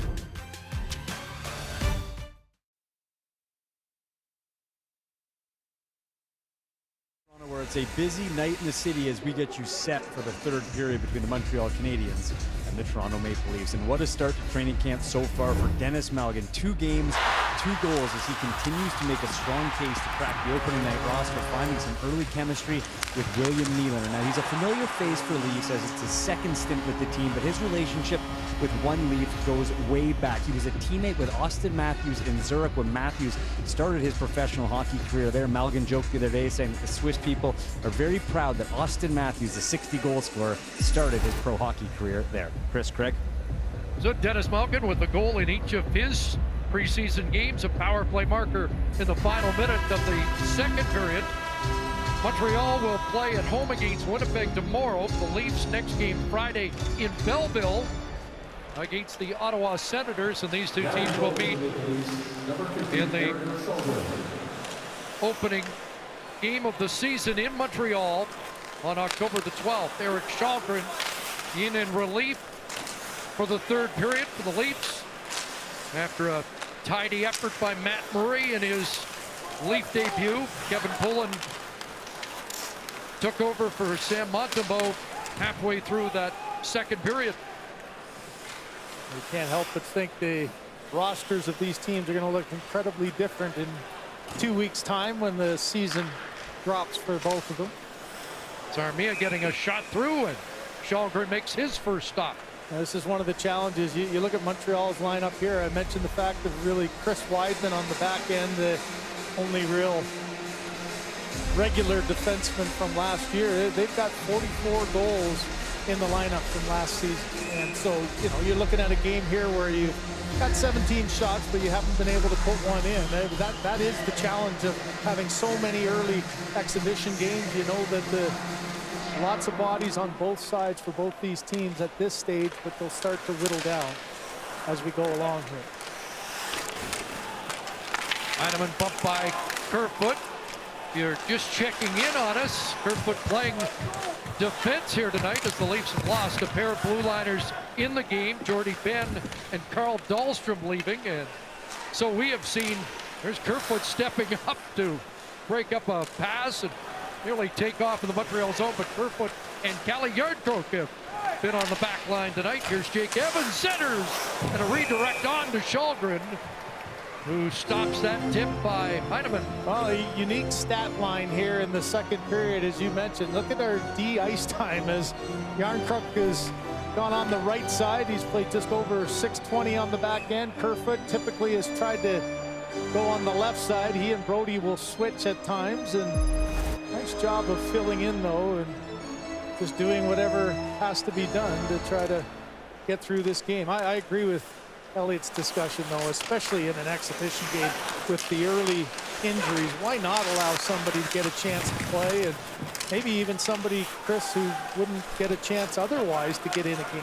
Well, the Leafs had an extra defenseman in the warm-up, Tommy Miller, who has skated in the warm-up in a previous preseason game, hasn't seen action, and would have been a perfect night to find out if that college kid. Absolutely, and I think I'm not for it in regular season. I do think you have to set your lineup and deal with the injuries. It's part of the game, but this is all about just evaluating and development. So why not? It's kind of crazy to think two forwards are playing on the back end for Toronto in this game. There's Jarnkrok moving up from the point position again, but The shot didn't get through. Beck turns it over. Robertson turns back. Here's the man that opened the scoring tonight. Nick Robertson back to the line, Giordano.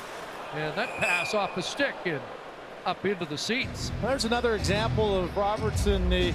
Talk about a little extra weight, a little extra strength. And Sheldon Keefe, as you mentioned, Chris, was talking, not necessarily getting knocked over. Little stutter step, keeps his legs moving, creates a separation, keeps the play alive. And, you know, often early on, especially as a young player, maybe you get a little over anxious in times past and you go too close to the D-man, you get knocked down there. That was a good example of extra strength, a little bit more speed, and maybe just a little bit more confidence and composure to make that type of play. Scored at a 40-goal pace in the American Hockey League last year. 16 goals in 28 games. Trying to do it at the top level. Schoeneman missed that pass. A counter for the Leafs, but Robertson unable to take the pass off the boards, and he'll head off on a change as we hit the 3-minute mark of this third period.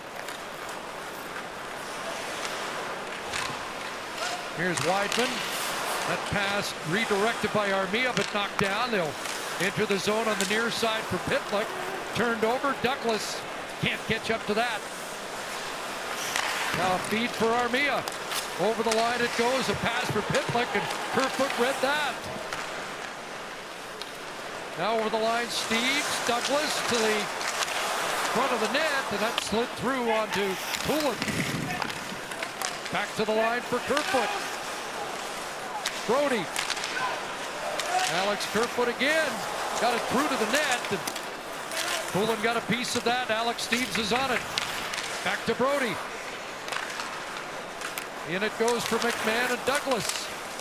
McMahon sprawls, and Rem Pitlick takes over. How about that read by Kerfoot there defensively? You know, just Slavkovsky thought he had Pitlick drive into the net for a good chance, and you know, part of the experience factor. Here's Douglas earlier just trying to keep this play alive as he drives in from the outside, pulls it around, but unable to keep control, and bouncing puck gets away. But you know, the eyes of Kerfoot, intelligent players can make those reads, and he just sat back, knew exactly what the youngster was trying to get, and got his stick in the way and got transition going back the other way. Rasmus Sandin better sign before Kerfoot takes his job. He's going to take his spot. There's Riley sending it to the net, kicked away by Poulin. Pile up behind the cage as Joey Anderson was dealing with Otto Leskinen. And here's Alonen.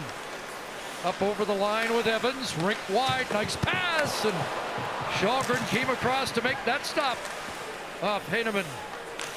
What a good play by Evans there, and that's what he was talking about, just gaining confidence and you know, having the ability to have your head up. Things happen so quickly, lanes get taken away, and there's a drop pass, hard pass across, and there's a good save by Shalgren that not only got across, but got square and didn't allow anything to slip by.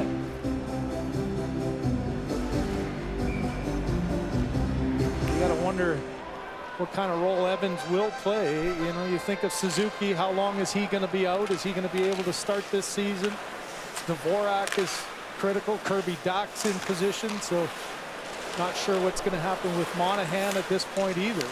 So Evans might be a critical centerman at some point. Looking forward to seeing how Kirby Dach develops under Marty St. Louis. I thought he was the best Chicago Blackhawk in the bubble as a rookie, and then an injury the next year to his wrist, and it just hasn't gone as smoothly since. Here comes Malgin. Over the line, Malgin fires right on, and that will stick to Poulin. Let's check in with Sean. Well, Chris, an update coming from the Blue Jays game where Aaron Judge just hit one out in a cool moment. here as he hits home run 61. It was an even cooler moment last night when we got to see Austin Matthews throw at the first pitch and meet Judge. A cooler moment for Austin Matthews, that is, because he said he's never felt that small before standing next to Judge. And Austin Matthews is a big man, and he does not look very big in that picture, guys. He just moved ahead of Austin, 61 over 60. And how about that home run? It went into the Blue Jays bullpen. It didn't even go into a fan's hand. And, you know, I think every fan in that building was there to try to catch it. And it just snuck over and ended up in the Jays bullpen, which I'm sure nobody's going to be able to sell from there. I heard on the Fan 590 morning show this morning, speculation Judge would prefer to do it at Yankee Stadium, but I think he's fine with it tonight. That's unreal, isn't it? What a great piece of history for him, and they can break the record at home. Here comes Nylander. They were pitching around him so much, and he walked, what, 3 times last night out of 4. And that one, they definitely weren't pitching around, and he put it out of the ballpark. I loved his quote. He says, you don't hit home runs, you get thrown home runs.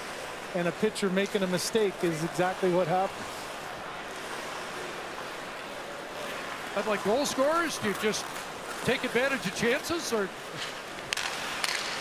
Well, you don't have somebody, I guess the pitcher is doing his darndest to stop you, but goaltender, same thing. You think of what Austin Matthews was able to do last year to get to number 60, and how many times it was just he against the goaltender, and you got to be able to find a way to beat him one-on-one. Leafs can't get out. A centering pass. Slafkowski was loose in front. Pass doesn't arrive. And now the Leafs get away with Kyle Clifford flipping it in on the backhand. Poulin sets it up, and Harris moves it. And now the Canadians neatly through center as Pitlick across, and a shot right on Harris. Rebound Armia, and it got behind Shalgren, and back the other way goes Robertson. Kicking down his off wing, and Jack Guy won't let him by. For another great cross-seam pass, just right on the number, that one. And Shalgren with an excellent read, came across once again and got square. Transition game, and really smart play by Harris to jump up. Here's Pitlick with the hard pass. Great shot, excellent save, good rebound control as well. NHLShop.ca. 61, and almost a very valuable souvenir. Look how close the fans came to grabbing it. I think he got glove on it, that one guy with the blue. He cannot believe he missed the value of that, and it's almost too much to handle. Oh my goodness. Well, that guy was close, but this guy on the left, right there with his hand on his forehead, can't believe he got a piece of it but wasn't able to squeeze the glove and make a play. Biggest error of his life. Yeah, there's going to be some nightmares tonight. I was thinking on the 50th anniversary, that ball may be as valuable as the puck that Paul Henderson scored with, and we're still not sure who had it. Pat Stapleton family, we believe, might have it. Pat was always pretty coy about it.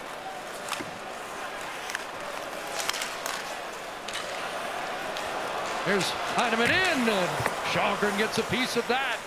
Swede against Swede on that showdown. It'll go back to the point. Corey Schueneman across. Jack Guy missed the net, and a ricochet off the inboards, blocked by Shalgren. More pressure for Heineman.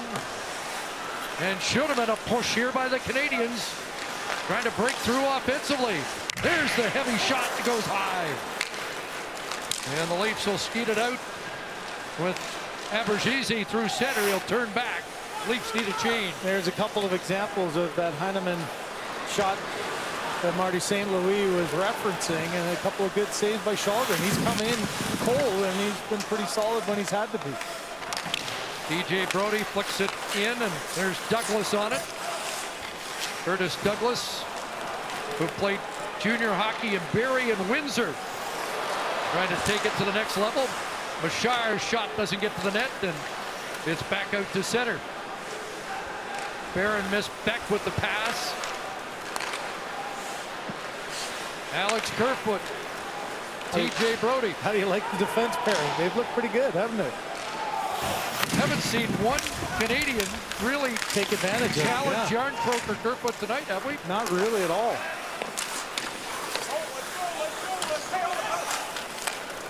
And you think of how often in a game as a forward you look up and you see a defender got caught and you got a forward back, you always try to attack him. Hasn't been the case here. Montreal hasn't been able to take advantage of it. Leskinen shovels it deep on the backhand. Källgren up off the glass, and down it goes for Nylander. Breaking his Steeves. Alex Steeves over the line. He'll curl it back. And it's Jarn Croker across for Riley. Leafs may have found their right-handed defenseman. McMahon takes it off the end boards, trying to get it to the net. That was blocked in front, and a lead feed. It was Wideman almost in behind the Leaf defense. You got a D jumping up on the forward playing D at the other side. So that's exhibition hockey, isn't it? Forwards playing D and defenseman playing offense. And now it's played back to the line. Schoenemann, shot got through, loose in front and knocked away from the front of the net. Schnarr was in the neighborhood as it comes out to center, and now Wideman will tip it back in. Riley off the boards out at center, and that got past the intended target, Holmberg.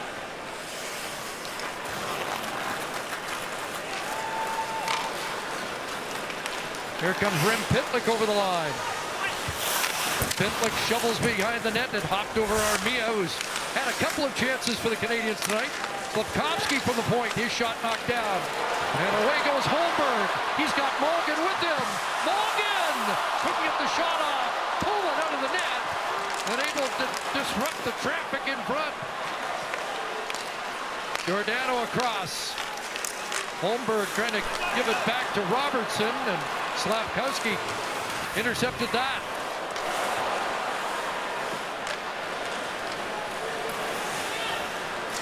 Now Giordano. Robertson rink wide. Here's a shot. That sailed high. Jake Evans turns back. Opens up a little bit here with 8.5 to go in the third. Heineman in along with Alonen and Evans. Here's Jake Evans. Back to Barron. Evans across, and the shot. And that missed stick side. As Barron let it go. That pass just in the feet. Barron wanted the one-timer, just couldn't quite corral it and get his body turned around to get it in one motion, so had to hold on, and that allowed Källgren the time to get over. Kerfoot that time unable to clear, but gets helped out, and the Leafs are away as Abergese sends it down into the Montreal zone.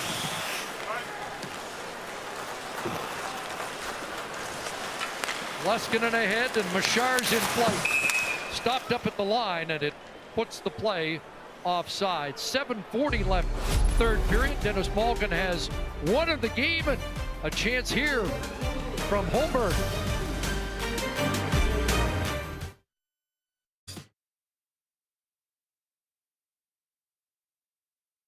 Back-to-back games here, and play against Ottawa on Friday as well. Get around the net, get your legs moving when you can. You know he's got a good hard shot. He's been able to score, as we've said, at every level. 55 in the Ontario Hockey League, and here the game's first goal, showing good speed, using his feet to create a little separation. And after a solid American Hockey League season last year, the goal for him is to try to find a place on this roster. And I think, Chris, this is going to be one of those training camps where Sheldon Keefe gives him a number of opportunities to prove that he can find a place. Standing ovation in the building for those gentlemen. Team Canada 72 saluted throughout the night, and during that last break we just saw the highlights of Game 8, and it doesn't get old, does it? No, not at all. And what is more incredible is the fact that Henderson, obviously known for the late Game 8 goal, but to score 3 straight game-winning goals when Canada down needed to win all 3 to win the series, and number 19 came up with 3 beauties. The Game 7 game winner, one of the all-time great goals. But how about Phil Esposito? In Game 8, Team Canada needed 3 goals in the third period. Esposito had 3 points. He had 2 goals in Game 7, 2 goals in Game 8. And he was the leader. And Paul Henderson was the finisher. Yeah, Esposito, 7 goals, 13 points. Yakushev had 7 goals and 11. And right behind was 7 and 10 with the 3 game winners for Henderson. An incredible respect they had for their opponents after that series, though. Absolutely. I forgot. Vladislav Tretiak was 20 years old playing in goal for the Soviet Union. Well, how about the era that it was, though? I mean, the goals against average, Ken Dryden, 4.75 and an 8.38. Tony Esposito, 3.33 and an 8.82. Tretiak, 3.88 and an 8.82. That would be out of the league in today's game, but that was the way the games were. Here's Bobby McMahon, a backhand. McMahon with a big hit on the forecheck that led to that last chance. And he's a guy that's been vying for more attention and maybe a spot on that 4th line for Toronto. Yeah, the former Colgate captain. We mentioned earlier, had a great season with the Marlies, and 24 goals, set a Marley rookie record. And they're in Taipu and just able to get a piece of it and shut the door on them. There's some good pieces, aren't there? There's going to be some good pressure coming up from the American Hockey League, which is every team looking to develop your system down there. You think back to 2018, the Calder Cup win there, and some of the players that have pushed their way. I mean, that's sort of the next round there. Keep your American League strong. And the Marlies for the Leafs and Laval for the Montreal Canadiens. There's Armia after took a high stick, and that'll be a penalty against Jarnkrok. Just trying to get back quickly. As I said, playing D, he's on his offside, and Armia does a nice job trying to protect his body to not allow Jarnkrok to get into the puck. You can see Armia does a nice job there, and it just rides right up the stick, right into the chin.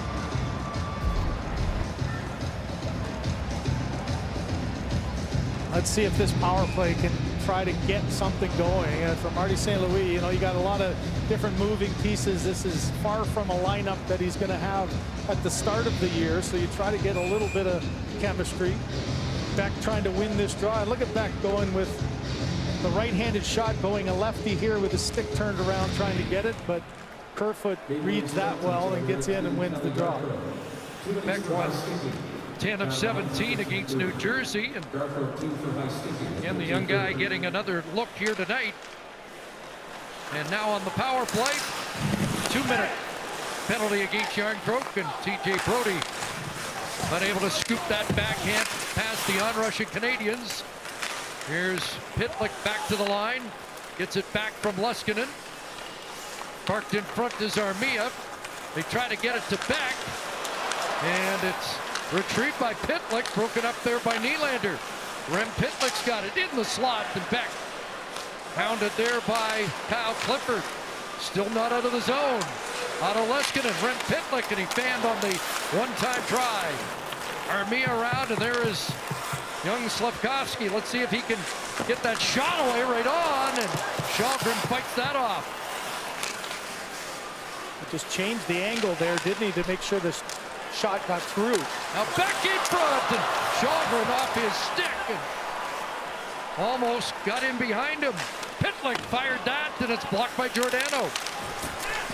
A retrieval by Armia. The pressure continues with 40 seconds left on the power play. Juraj Slavkovsky, and that's rejected by Brodie. He gets it back again. Brodie intercepts, and he will clear. That hit the high stick of Beck. And they're going to whistle down. They'll have a face-off back in the Montreal zone. Well, there's Slavkovsky on his left side, and watch just the adjustment to the shot. He doesn't get a lot on it, but because of the stick, he just tries to make sure he gets it through and get it to the front of the net. He knows he has Armia there, and then on the doorstep, Nylander comes down and closes the gap, and Slafkovsky unable to get control of that one, shaking his head, and you know it'll be a process. That's the one time the power play, though, did look a little dangerous. They've really struggled to get the setup, and they did a much better job on that one, creating some chances. Final 15 seconds of the power play as it comes across for Barron. Jack-eye across, a return for Barron, and knocked away by Morgan Riley. 2 shots on the power play, but Järnkrok is set to return. So Montreal 0 for 3 tonight with the man advantage. Under 4.5 to go. Here's a pass for Evans, and the shot doesn't get to the net. Played along the boards, but Riley gets it back, now turns the other way, and buffeted there by Ylonen. Hey, he's going to draw a penalty, too. He's letting Källgren know he's got a time to get to the bench as Riley got hooked into the hands there as he made that play in the corner. So with under 4 minutes to go, at Bergesi's in. Played it back, picked off there by Schnarr, and the penalty upcoming. A hooking call against the Canadiens. We'll see the Leaf power play one more time. Toronto leading 2-0.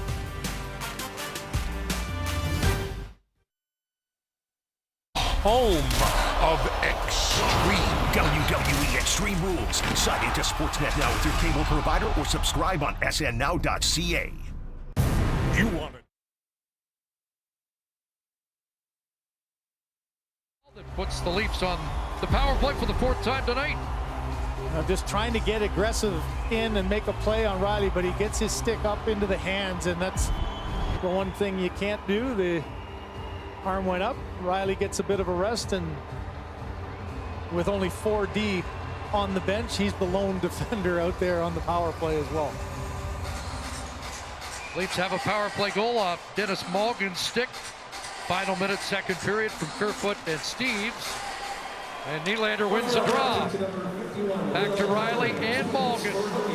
Bergesi to the front of the net. Nylander, a shot off Pullen and out. Molson Canadian Leafs hockey on Sportsnet. Brought to you by Molson Canadian. Our beer. Hockey's beer.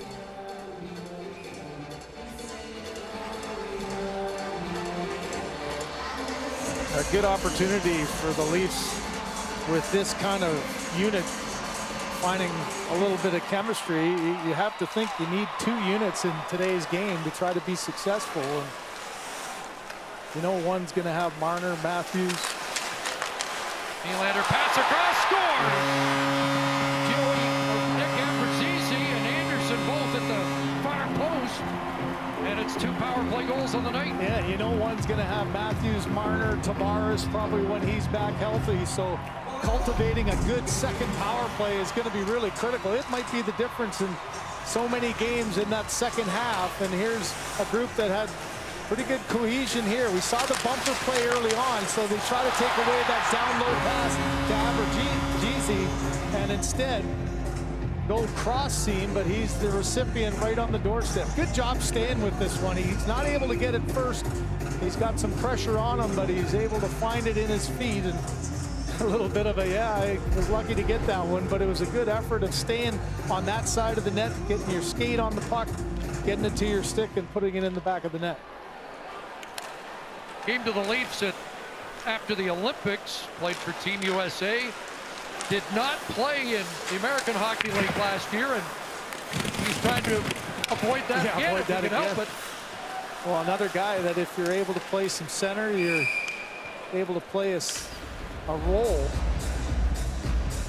And that's what these training camps are all about in these exhibition games.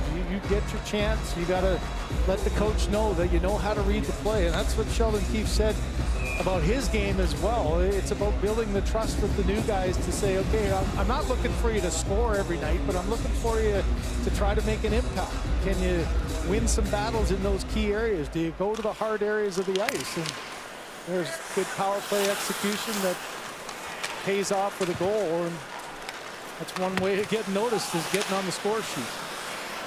Leafs getting thin on the blue line, but Kyle Clifford whips it wide. But man, it's It's a logjam for battling for jobs in the bottom six. There's a lot of candidates. And I really do think that's sort of the next development, don't you feel, for the Leafs? Like, their fourth line has to be better than it was for the majority of the season last year. And if you can improve it with speed and guys who can play some penalty killing time, can check well, have a chance to score, that's really what you're trying to do to improve as a unit. Nylander and Malgin get the assists on that second Leaf power play goal. 3-0. The shots 29-26 Toronto. Just over 2 minutes to go, and Harris nearly crashed through, but stick knocked out of his hands as he tried and split the blue line. Boy, he was glad it was just his stick, because that was Clifford. I don't think he saw who was coming at him, and he continued through, but Clifford missed the body, just got the end of the stick, and maybe luckily so for him. Alonen can't catch up to that off a skate, and McMahon starts back. McMahon with 4 shots on goal in the game, crashing back in on the forecheck with Aberzizi and Anderson. Here's Alonen flipping it over Brody. Onto it is Heineman, a centering pass that went high. Barron at the line, tracked by Aberzizi. A centering pass, and Heineman shot blocked by Kerfoot. Another defensive play by Kerfoot to maybe wrap up his night. A night he didn't expect. Down to the final minute.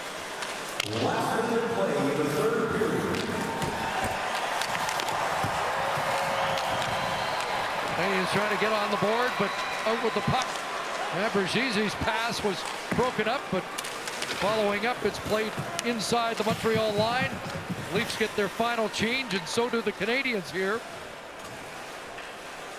As the clock drains at Scotiabank. That one tipped down the ice by Stevens. Here's Weidman. Bumped there along the boards by Holmberg. Up with it, the other new defensive recruit, Calle Järnkrok. Across for Douglas.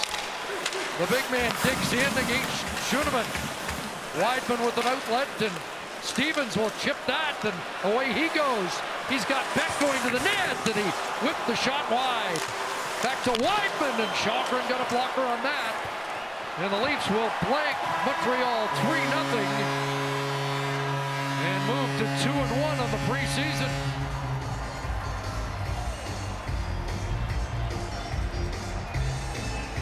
Bit of an undermatched team for the Montreal Canadiens with their lineup. A veteran group on the back end for the Leafs give their goaltender a solid effort. As you mentioned, Kerfoot, Järnkrok jump in on defense and able to help them shut the door. Good start for Matt Murray in his first game for the Maple Leafs, and that's what you're hoping to build a little confidence with number 30 as well, as he gets a tap from Shalgren. 16 stops for Murray, 11 in the third for Shalgren.